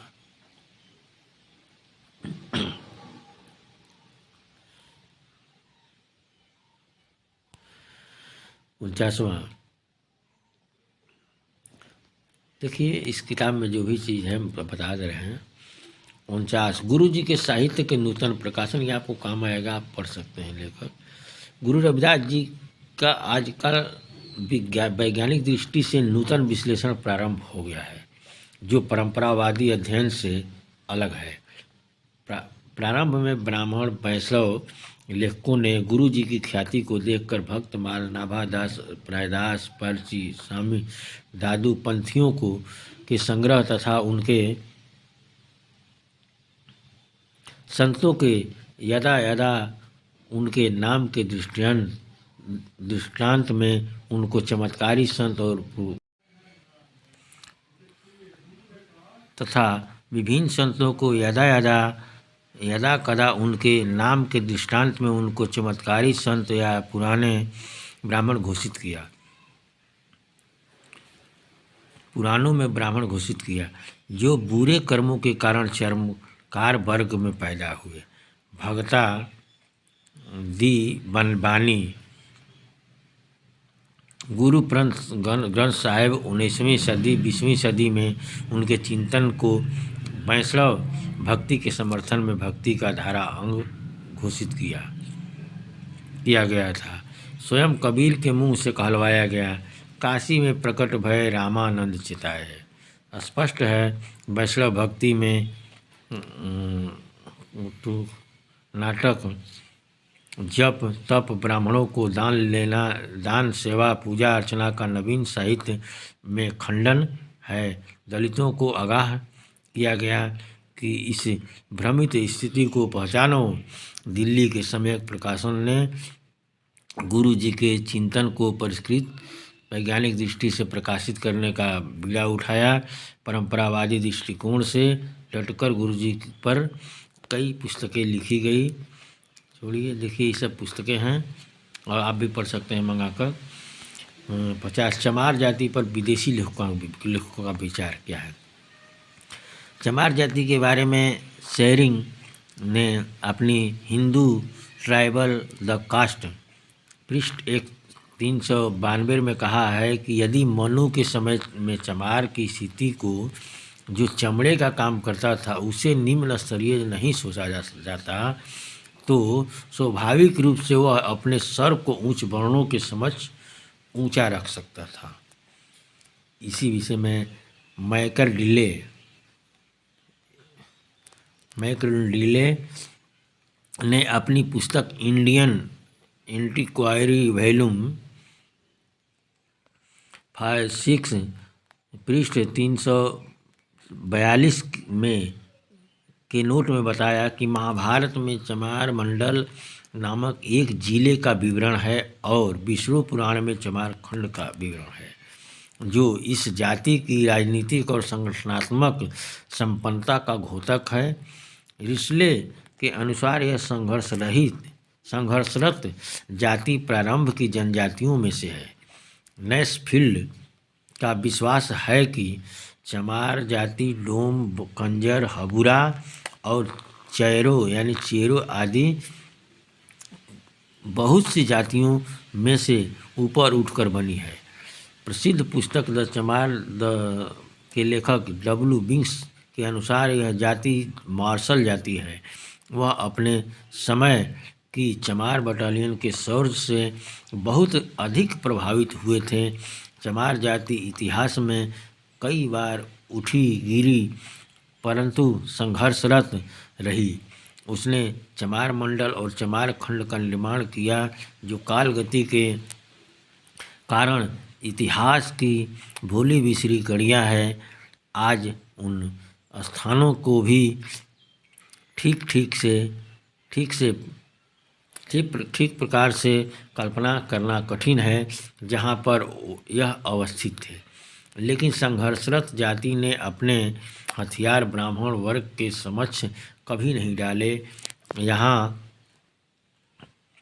तक जैसा W. क्रूक्स ने कहा कि चमारों ने अपने स्वयं के पुरोहित रखकर ब्राह्मणों के प्रति सांस्कृतिक दृष्टि से आश्रित रहने की प्रवृत्ति को ही कुंठित कर दिया। इसलिए आगे चलकर क्रूक विश्लेषण करते हैं कि इस जाति के संस्कार और कार्यकलाप हिंदू धर्म से मेल नहीं खाते। इस विभिन्नता के नेपथ्य में ब्राह्मण और श्रमण संस्कृतियों की संघर्षरत अविरल कड़ी परिलक्षित होती है। लास्ट में आप लोग को रविदास जी के कुछ दो चार टिप्पणी सुना देता हूँ। पराधीनता पाप है जान लेहुरे मीत, रविदास दास पराधीन सो कौन करे है प्रीत। दूसरा, जात पात के फेर मही उलझी रही सब लोग, मानुषता को खात है रविदास जात के रोग। मस्जिद सो कछु घीन नहीं, मंदिर सो नहीं पियार, दो मह अल्लाह राम नहीं, कह गए रविदास चमार। मैंने ये बोल रहे हैं, इसको दोहरा दे रहा हूँ कि मस्जिद को सो कुछ घीन नहीं, मंदिर सो नहीं पियार, दो मह अल्लाह राम नहीं, कह रविदास चमार। देखिए कितनी बढ़िया बात बोल रहे हैं। देता रहे 1000 बरस मुल्ला चाहे अजान, रविदास खुदा न मिल सकई जौलो बन शैतान। रविदास ब्राह्मण मत पूजिए जो होवे गुणहीन, पूजहि चरण चंडाल के जो होवे गुण प्रवीण। तो दोस्तों, जो भी त्रुटि फुटी होगा उसको माफ़ करना और इस चैनल को आगे बढ़ाने के लिए आप लोग लाइक सब्सक्राइब ज़रूर करना। अब फिर आगे मिलेंगे कोई दूसरा प्रसंग लेकर। इसके लिए सबको जय भीम, जय मूल निवासी, नमो बुधाय, जय रविदास।